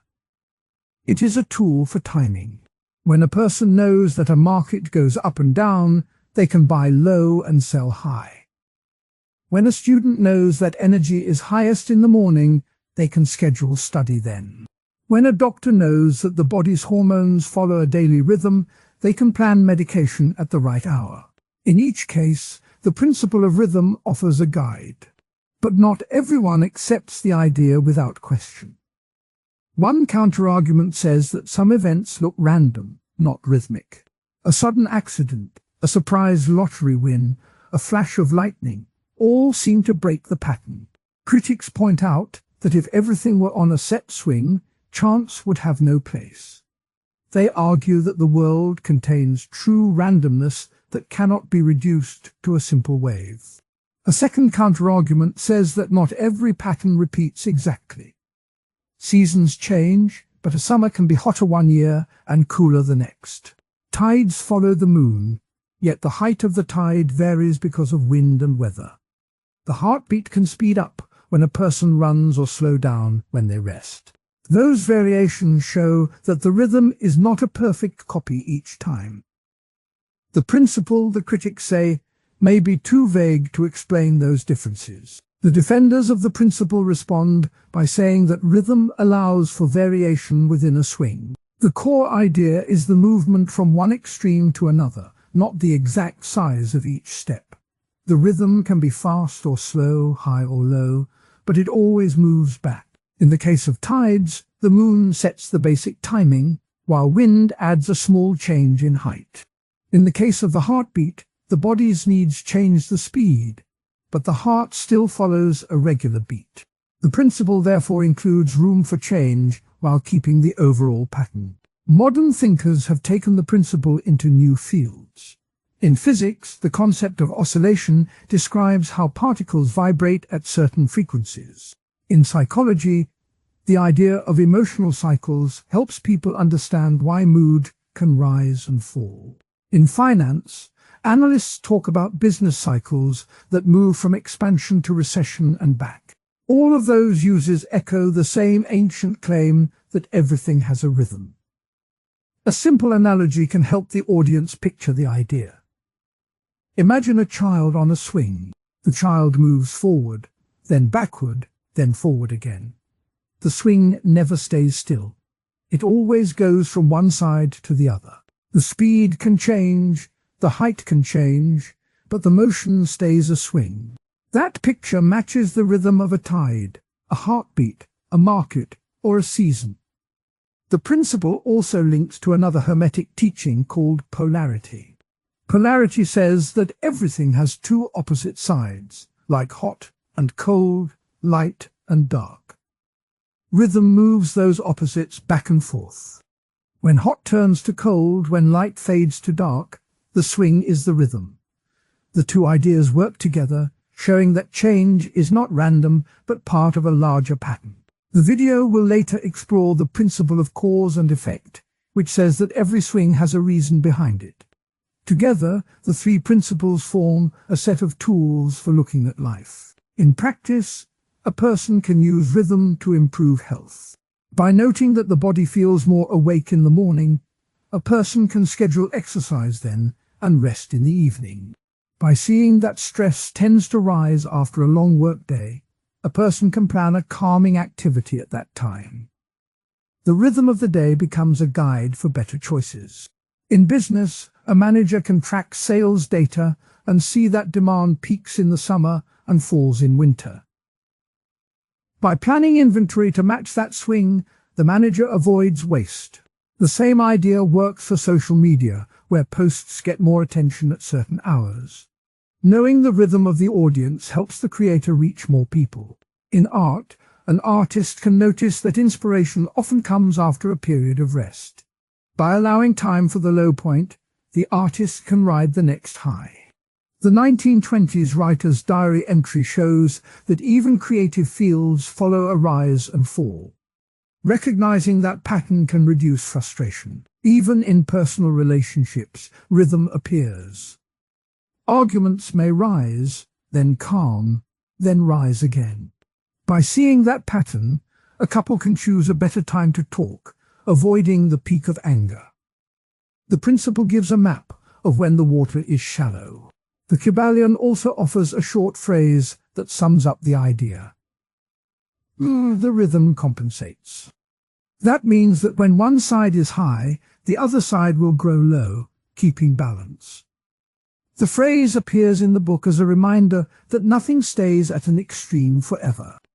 A quote from the Corpus Hermeticum, written by Hermes Trismegistus, says, "The heavens turn in cycles, and so do the souls of men." That line connects the outer world to the inner mind, reinforcing that rhythm is a universal rule. Another quote from the Kybalion reads, "Every swing has its opposite swing, and each swing is a measure of the rhythm." The words repeat the link between polarity and rhythm, and they set the stage for the next teaching about cause and effect. The audience may wonder how to test the principle. One simple experiment is to keep a journal for a month, noting the time when energy feels high and when it feels low. After a few weeks, a pattern will appear, showing a personal rhythm. The same can be done with a garden, noting when plants sprout, flower, and bear fruit. The pattern will match the seasons. The principle also invites humility. If a person believes that they can control everything, the rhythm reminds them that some forces are larger than the individual. The tide will come in whether a person likes it or not. The heartbeat will keep beating even when the mind tries to stop it. Accepting rhythm can reduce stress and bring peace. In the larger story of Hermetic thought, rhythm is a bridge between the static and the moving. It explains how the world can be both stable and changing. It also shows that the ancient sages saw the world as a living system, not a collection of unrelated parts. That view still resonates today. The upcoming discussion of the principle of cause and effect will add another layer. While rhythm describes the shape of change, cause and effect will explain why each swing happens. Together, they form a complete picture of how the universe works, according to Hermetic teaching. In conclusion, the principle of rhythm tells a simple truth. Everything goes up and down, in and out, forward and back. The tide and the heartbeat give clear, everyday proof. Ancient farmers used the stars to time planting, showing that rhythm guided survival. A 1920s writer saw the rise and fall of art, proving that rhythm shapes culture. Critics point out randomness and imperfect repeats, but the core idea still holds that a swing exists even if the size changes. Modern fields, every action leaves a trace, and every trace points back to a cause. That is the heart of the Hermetic principle of cause and effect. In the old Egyptian-Greek tradition that bears the name Hermes Trismegistus, the idea is simple. Nothing happens by accident. The Kybalion, a modern book that claims to rest on the same ancient teachings, repeats the claim in plain language. It says that every cause has its effect, and every effect can be traced to a cause. The words sound like common sense, but the way they are used in Hermetic thought reaches far beyond everyday cause and effect. They become a guide for how a mind can shape reality, how a soul can understand destiny, and how a society can plan its future. The story of this principle begins in the Hellenistic world, when Greek scholars met Egyptian priests in the city of Alexandria. Those scholars collected the sayings that were later called the Hermetica. In those texts, Hermes is described as a teacher who shows seekers the hidden order behind the world. One line from the Emerald Tablet, a short work that many attribute to Hermes, reads, "All things have been sent forth from one thing." The line points to a single source, a single cause, from which everything flows. Later, in the early 20th century, 3 unknown writers gathered the old ideas into a single volume called the Kybalion. In the chapter on cause and effect they write, "Every cause has its effect. Every effect has its cause." The sentence repeats the ancient claim, but adds a calm, almost scientific tone. The principle was not invented in a vacuum. It sits beside 3 other Hermetic ideas that were taught together. Rhythm, for example, says that all things move in cycles, like the rise and fall of a tide. The principle of cause and effect works hand in hand with rhythm, because a cause can be seen as the start of a wave, and the effect as the crest that follows. When a wave reaches its highest point, it then returns, showing the rhythm of cause and effect in motion. By linking the two, Hermetic teachers offered a picture of a universe that is ordered, predictable, and yet alive with motion. The first thinkers who wrote about cause and effect in a philosophical way were the pre-Socratic Greeks. Heraclitus, for instance, said that everything is in flux, but that change follows a law. He wrote that the sun is new each day, meaning that the same cause, the sun rising, always produces the same effect, daylight. Later, Aristotle built a formal theory of causation. He spoke of 4 kinds of cause: material, formal, efficient, and final.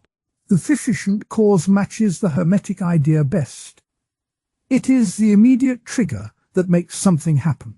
Though Aristotle used technical language, his core claim that nothing happens without a reason is the same as the Hermetic claim. In the medieval period, scholars took the Hermetic cause-effect idea and mixed it with Christian belief. They argued that good deeds caused a good afterlife, while bad deeds caused punishment. This moral reading of cause and effect gave the principle a spiritual weight. A monk named Thomas Aquinas, for example, wrote that divine justice works like a perfect cause-effect chain. Every sin has a penalty, every virtue a reward. The idea that the universe is fair because causes match effects helped shape law, ethics, and daily life in the Middle Ages. The principle also found a home in early modern science. When Galileo observed that a falling stone always hits the ground, he wrote that the motion follows a rule that can be measured. Newton later described the law of universal gravitation, a precise cause-effect relationship between mass and force. Though Newton did not quote Hermes, the spirit of the Hermetic claim that the world follows consistent cause-effect rules was alive in his work. The Kybalion's authors saw these scientific advances as proof that ancient wisdom had been confirmed by modern experiments. Arguments in favor of the principle are many. First, the principle gives a way to predict. If a cause is known, the effect can be expected. Farmers plant seeds because they know that the seed will become a plant if the soil, water, and sun are right. The principle tells them that the act of planting is the cause, and the growth of the plant is the effect. Second, the principle offers a moral compass. If every action creates a result, then people can be held responsible for their deeds. A thief steals, and the theft causes loss for the victim.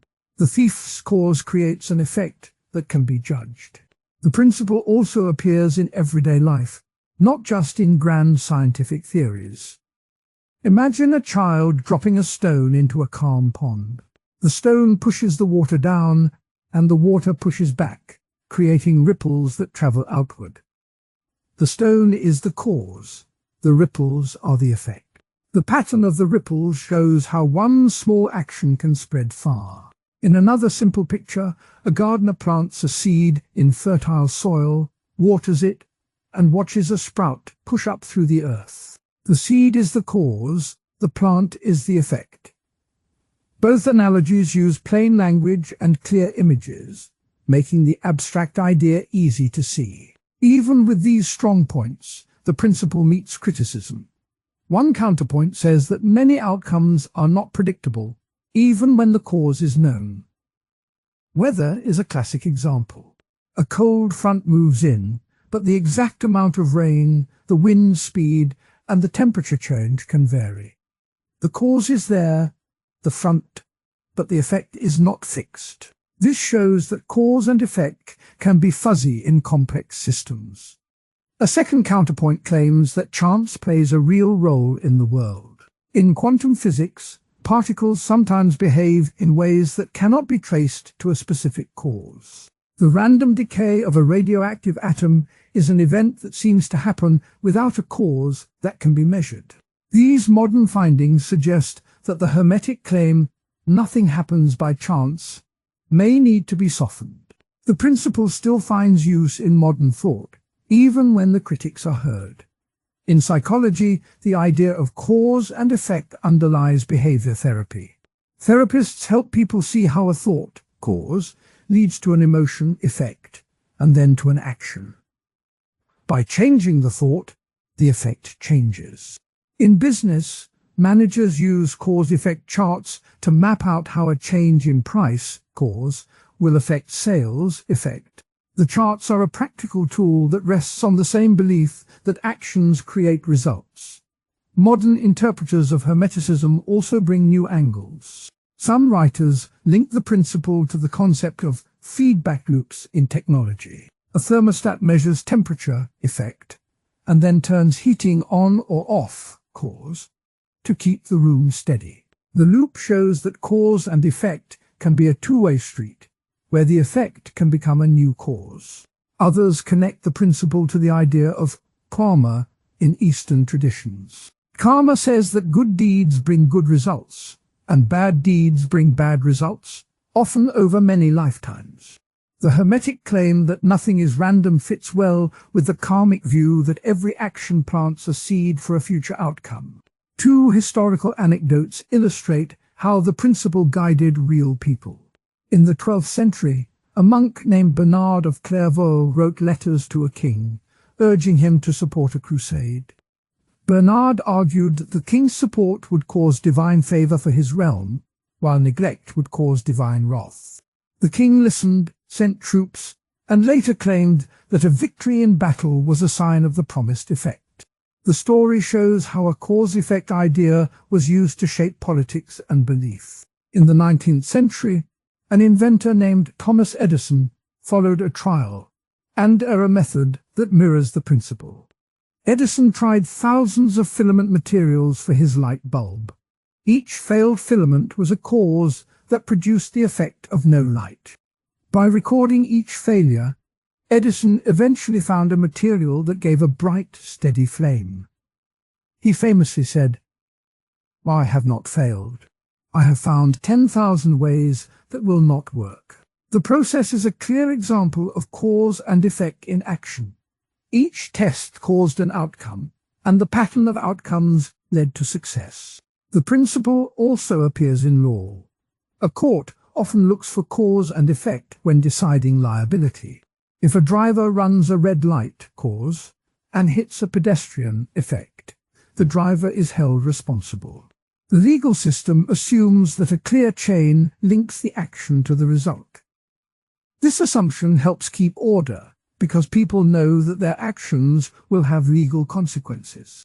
In art, the principle can be a theme. A painter may show a tree losing its leaves in autumn, a visual way to say that the cause, cold weather, leads to the effect, leaf fall. The viewer sees the link and feels the passage of time. The principle becomes a storytelling tool that helps people understand change. The principle also guides personal habits. Someone who wants to improve health may decide to exercise each morning. The cause is the exercise. The effect is better stamina, lower weight, and more energy. By seeing the link, the person stays motivated. The principle works as a reminder that small daily actions add up to larger results. Even as the principle is useful, the critics remind that not all cause-effect chains are simple. Complex systems, like economies, involve many interacting parts. A tax cut, cause, may lead to higher spending, effect, in some cases, but in others, it may cause inflation or debt. The outcome can be hard to predict.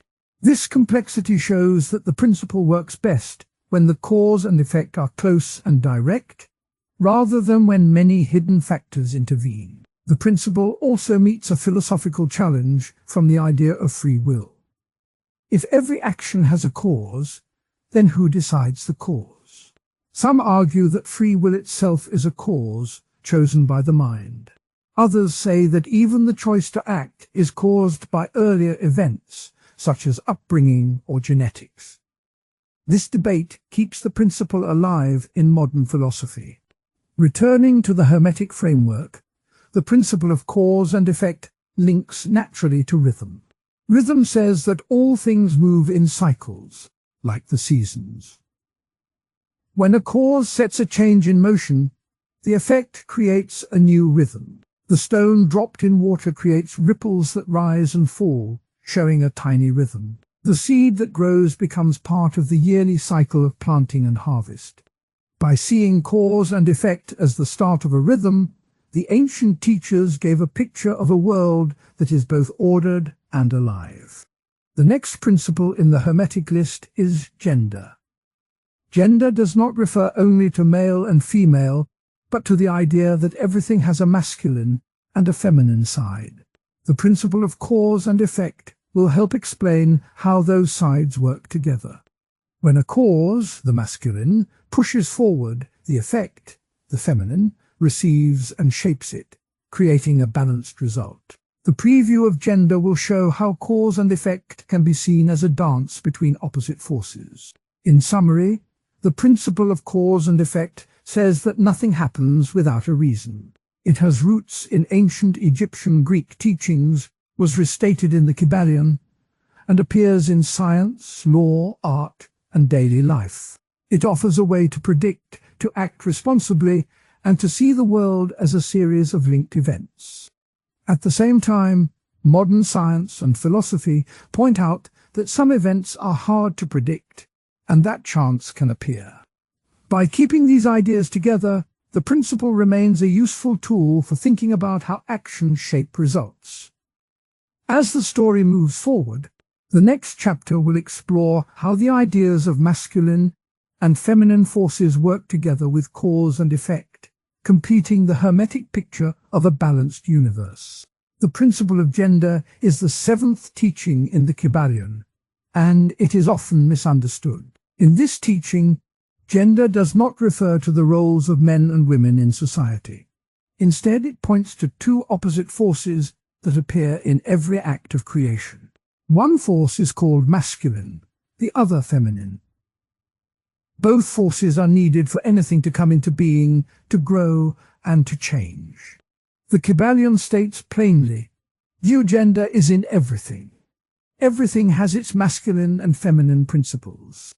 The words masculine and feminine here are symbols, not labels for people. The idea of gender as a pair of creative forces goes back to ancient Egypt and Greece. Hermetic symbols show a sun and a moon locked together, a king and a queen sharing a throne, a serpent coiled around a staff. In the old Egyptian Book of the Dead, the god Thoth is shown holding a staff that splits into two parts, one bright, one dark. The split staff tells the same story. One side gives direction, the other side receives. The same pattern appears in the Greek symbol of the caduceus, where two snakes wind around a rod, each snake moving in opposite direction. The two snakes represent the two forces that must work together. The Kybalion links the principle of gender to the earlier teachings. The first principle, mentalism, says that the universe is a mind. The second, correspondence, says that what happens on one level shows up on another. The third, vibration, says that everything moves. The fourth, polarity, says that opposite poles exist in everything. The fifth, rhythm, says that there is a rise and fall in all things. The sixth, cause and effect, says that every cause has a result. The seventh, gender, says that each cause carries a masculine and a feminine side. In other words, creation follows a pattern that repeats across all levels of reality. A simple way to see this pattern is to look at a seed. A seed cannot become a plant by itself. It needs the earth, which holds it and gives it nutrients.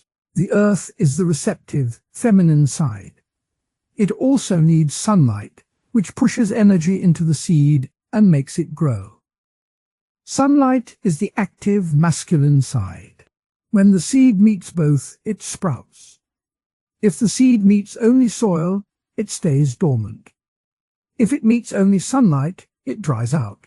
Only the blend of both forces creates life. This tiny example shows how the principle works in nature. A second example comes from storytelling. A story needs a conflict, a problem that pushes the plot forward. The conflict is the masculine force. It creates tension, it drives action. The story also needs a resolution, a way to bring the pieces together and calm the tension.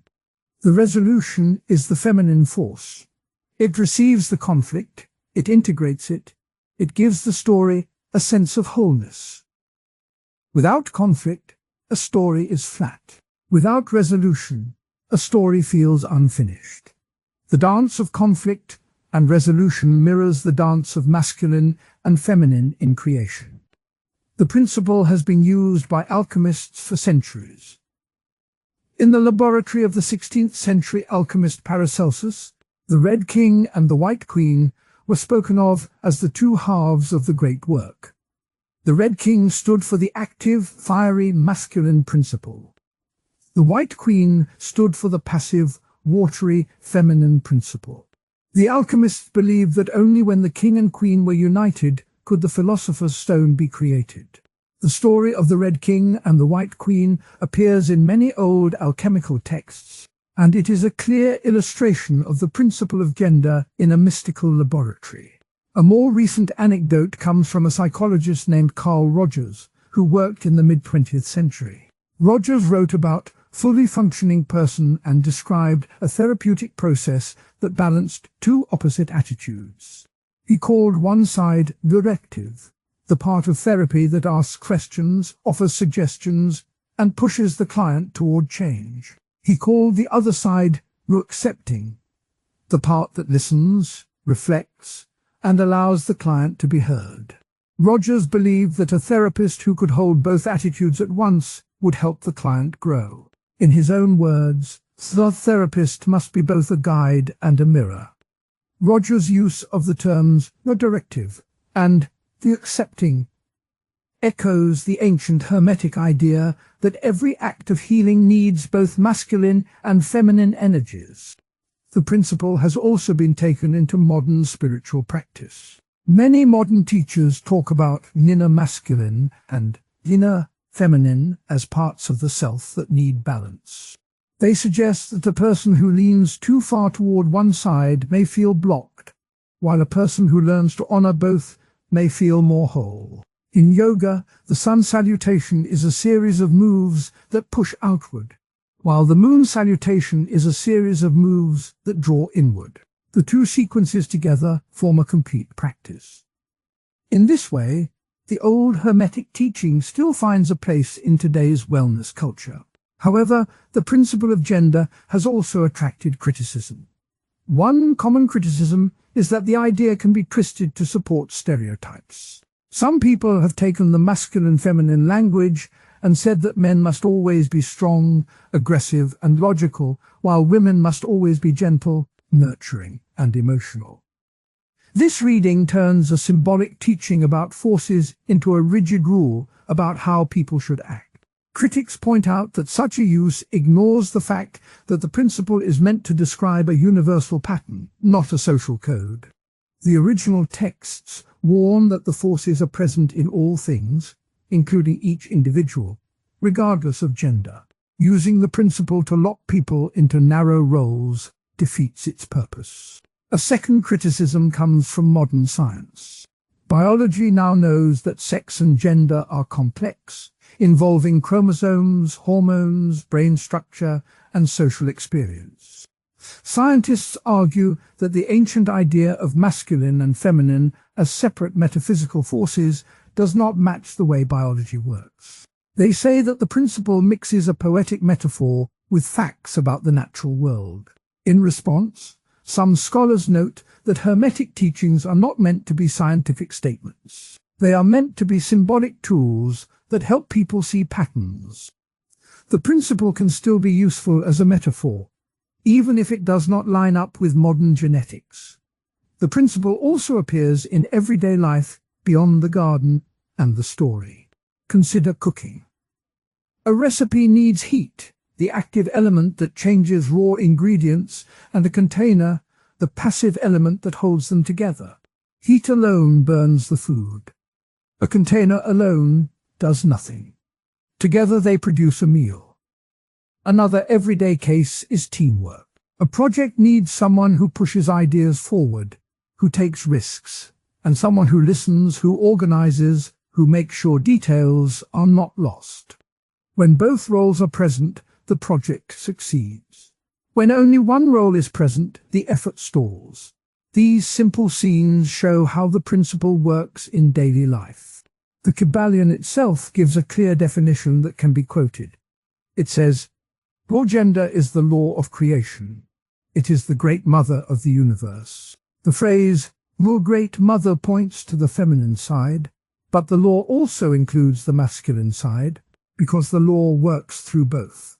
Another line from the text reads, "All things have both masculine and feminine principles. The masculine gives form, the feminine gives substance. This line helps the listener see that form and substance are two sides of the same coin. Form is the shape, the outline, the direction. Substance is the material, the depth, the content. Both are needed for any object to exist. The principle also ties back to the earlier idea of polarity. Polarity says that everything has two opposite poles, like hot and cold. Gender adds a layer to that idea by saying that the two poles are not just opposite, but also complementary. They do not cancel each other. They combine to make something new. The principle of rhythm, which says that everything moves in cycles, also works with gender. The cycle of day and night is a dance of masculine, day, and feminine, night. The cycle repeats, each time creating a new day. In this way, the principles support each other, forming a web of ideas that the ancient Hermetic teachers used to explain how the universe works. A story from the ancient Egyptian Book of the Dead helps illustrate the point. In the text, the god Osiris is described as both king and husband, both ruler and lover. He is shown holding the crook, a symbol of authority, and the flail, a symbol of fertility. The crook represents the masculine principle of direction. The flail represents the feminine principle of nourishment. The text says, "Who holds both the crook and the flail shall bring balance to the world."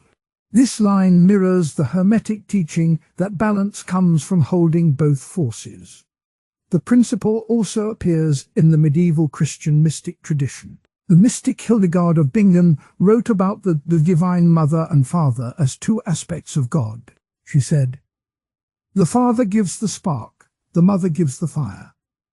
The spark is the initial idea, the fire is the sustaining energy." Hildegard's language is a Christian version of the same idea that Hermetic writers expressed with the Red King and White Queen. In modern psychology, the principle can be seen in the concept of integration. Jung, a 20th century psychologist, spoke of the anima and the animus.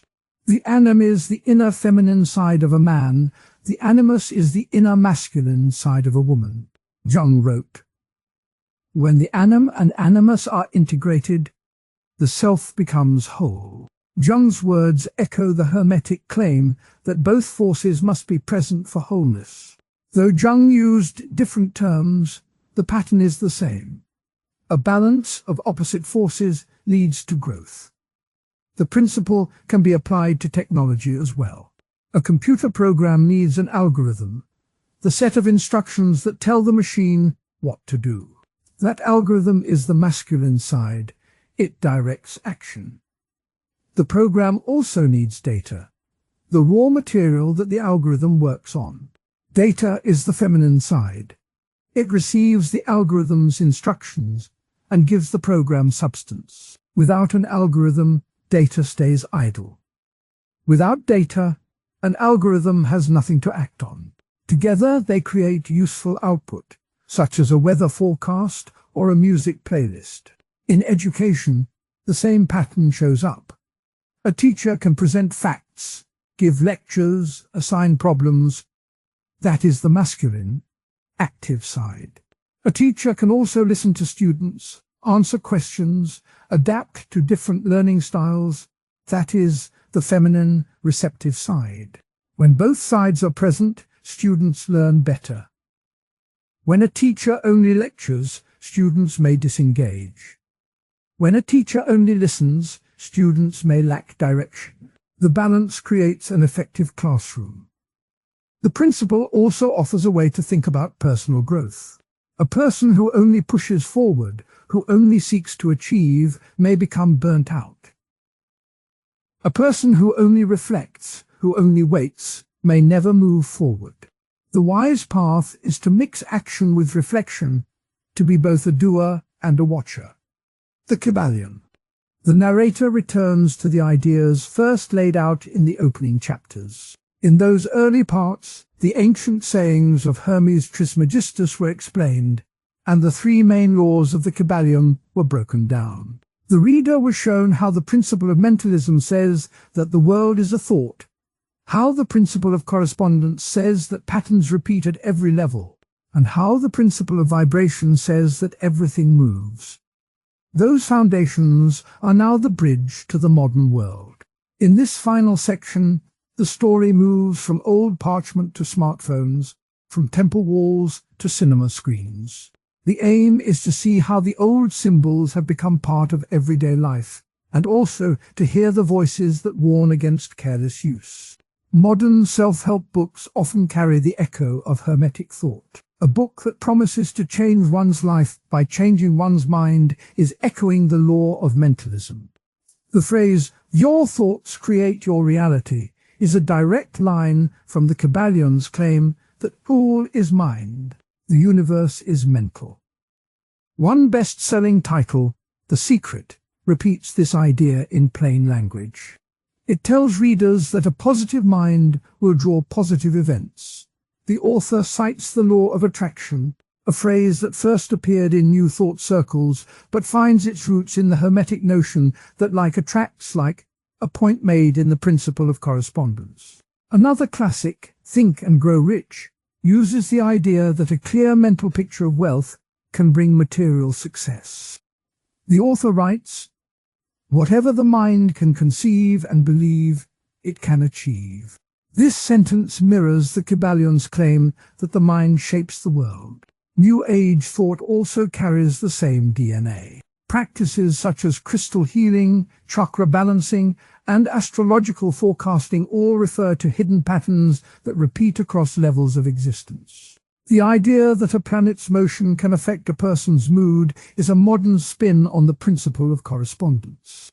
The belief that a crystal's vibration can change a body's energy is a modern spin on the principle of vibration. In many workshops, teachers quote the ancient line, "As above, so below," to remind participants that the inner world reflects the outer world. That line first appears in the Emerald Tablet, a text that Hermetic scholars treat as a cornerstone. By repeating it in modern classes, teachers link their lessons to a tradition that is over 2,000 years old. Pop culture has taken the same ideas and turned them into stories that reach millions. In recent years, a popular meditation app called Calm has added a daily quote feature. One of the quotes displayed is, "As above, so below, the universe mirrors the mind." The app's creators say the line helps users see that calm thoughts can bring calm experiences. The quote is short, but it pulls directly from the ancient Hermetic tradition. By placing the line on a phone screen, the app brings an old symbol into a pocket that travels everywhere. The same line appears in a different setting in a blockbuster film. In the movie Doctor Strange, the hero learns that hidden laws govern reality. He is taught that by changing his perception, he can bend the world. The film's dialogue includes a line that reads, "The universe is a pattern. Learn the pattern, and you can move it." That idea is a clear echo of the Kybalion's claim that the universe follows hidden laws that can be understood and used. These two everyday examples show how the old ideas have become part of daily life. The meditation app shows how a simple phrase can guide a modern person's practice. The movie shows how a visual story can embed the same principle in a thrilling plot. Both examples illustrate the power of a symbol that moves from a stone tablet to a screen. They also show how the original meaning can shift when the symbol is used in a new context. There are voices that raise concerns about this shift. One criticism is that commercial use can dilute the original meaning. When a phrase is printed on a t-shirt, a coffee mug, or a phone wallpaper, it may lose the depth that the ancient writers intended. The original writers spoke of a deep link between mind and cosmos, a link that required study, meditation, and ethical living. In a modern ad, the phrase may become a catchy slogan that promises quick success. Critics say that this cheapens the wisdom and turns a spiritual practice into a marketing tool. They point out that the Kybalion itself warns that true understanding comes from inner work, not from simply repeating a line. A second line of critique comes from the scientific community. Many scientists call the Hermetic ideas pseudoscientific. They argue that statements like "all thought creates reality" cannot be tested in a lab. They note that the principle of vibration, which says everything moves at a certain frequency, is used in a vague way that does not match the precise definitions in physics. When a self-help book claims that raising one's vibration will attract love, scientists say the claim lacks evidence. They also point out that the law of correspondence, which says that patterns repeat at all levels, can be a poetic observation, but not a scientific law. These critics fear that people may accept untested ideas as facts, and that such acceptance can lead to poor decisions. Both criticisms have a point. The commercial spread of the phrase does make it easy to see the line as a meme rather than a teaching. The scientific critique reminds readers that not every claim in a self-help book can be proved. At the same time, many people find real benefit in the practice. The balance between inspiration and careful thinking is a theme that runs through the whole story. History shows that the modern surge is not the first time Hermetic symbols have been revived. In the 1960s, the counterculture movement turned to ancient mysticism for new ways to think. Young people in San Francisco gathered around books that claimed to hold secret knowledge. They painted the symbol of the caduceus, a staff with two snakes, on posters and clothing. The symbol, originally linked to Hermes, became a sign of peace, healing, and hidden wisdom. Musicians like the Beatles included references to the law of love, and full mind as the universe in their lyrics. In interviews, they mentioned reading the Kybalion and the Emerald Tablet. The 1960s also saw the rise of psychedelic experiments, where people claimed that altered states let them see the hidden laws that the ancient writers described.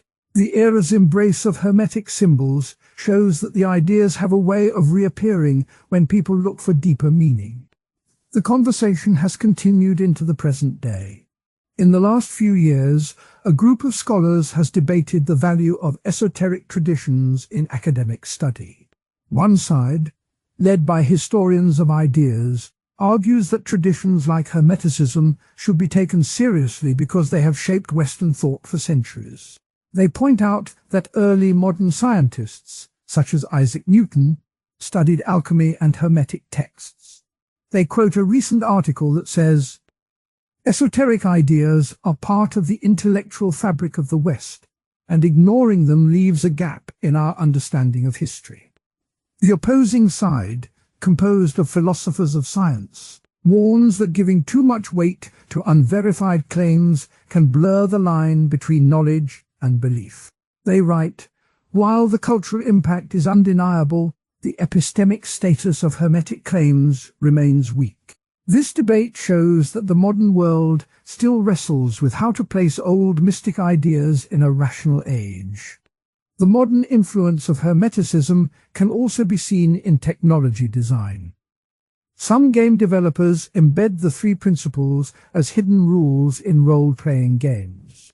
Players who discover that thought shapes the world can unlock secret quests. The design choice mirrors the ancient claim that knowledge of the hidden laws grants power.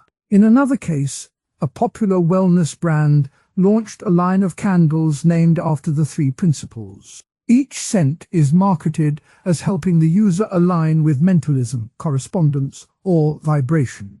The brand's brochure quotes the Kybalion. "To understand the laws is to become a master of your own destiny."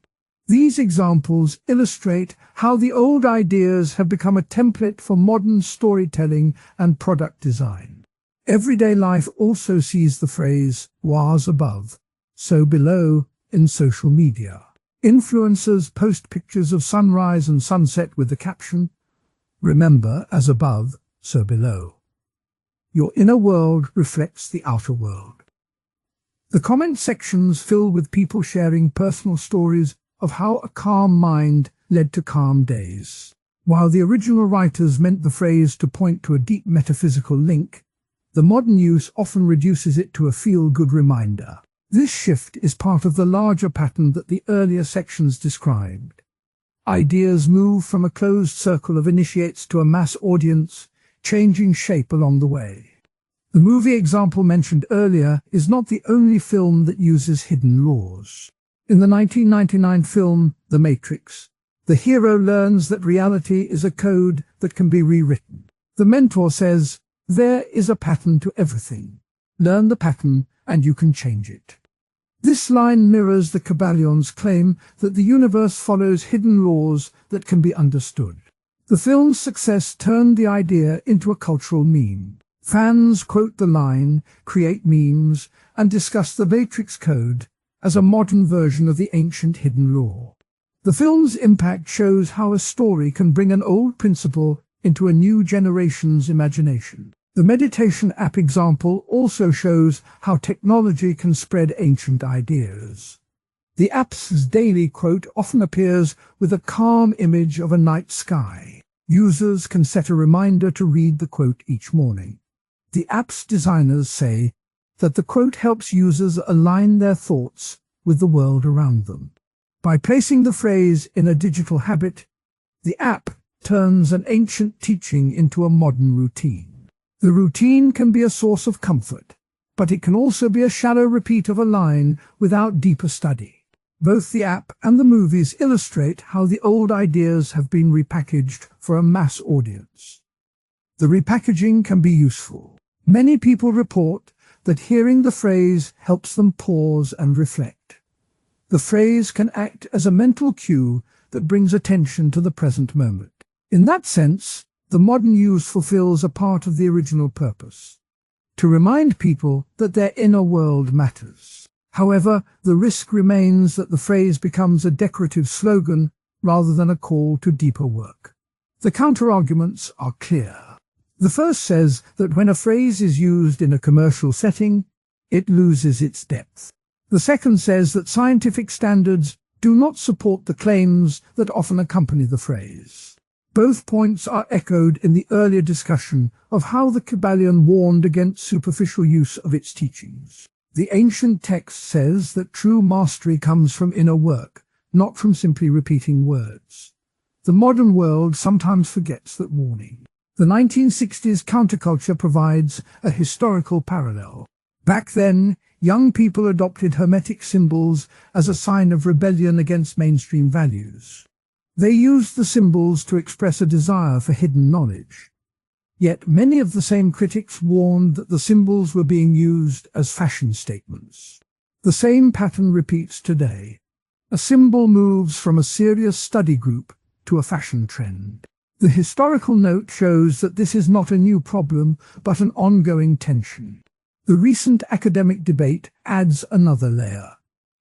Scholars who study the history of ideas argue that Hermeticism helped shape the scientific revolution. They point out that Isaac Newton wrote extensively on alchemy and the Hermetic tradition. They quote Newton's notebook. "The hidden wisdom of the ancients guides the mind toward true understanding." On the other hand, philosophers of science argue that Newton's alchemical work did not contribute to his physics, and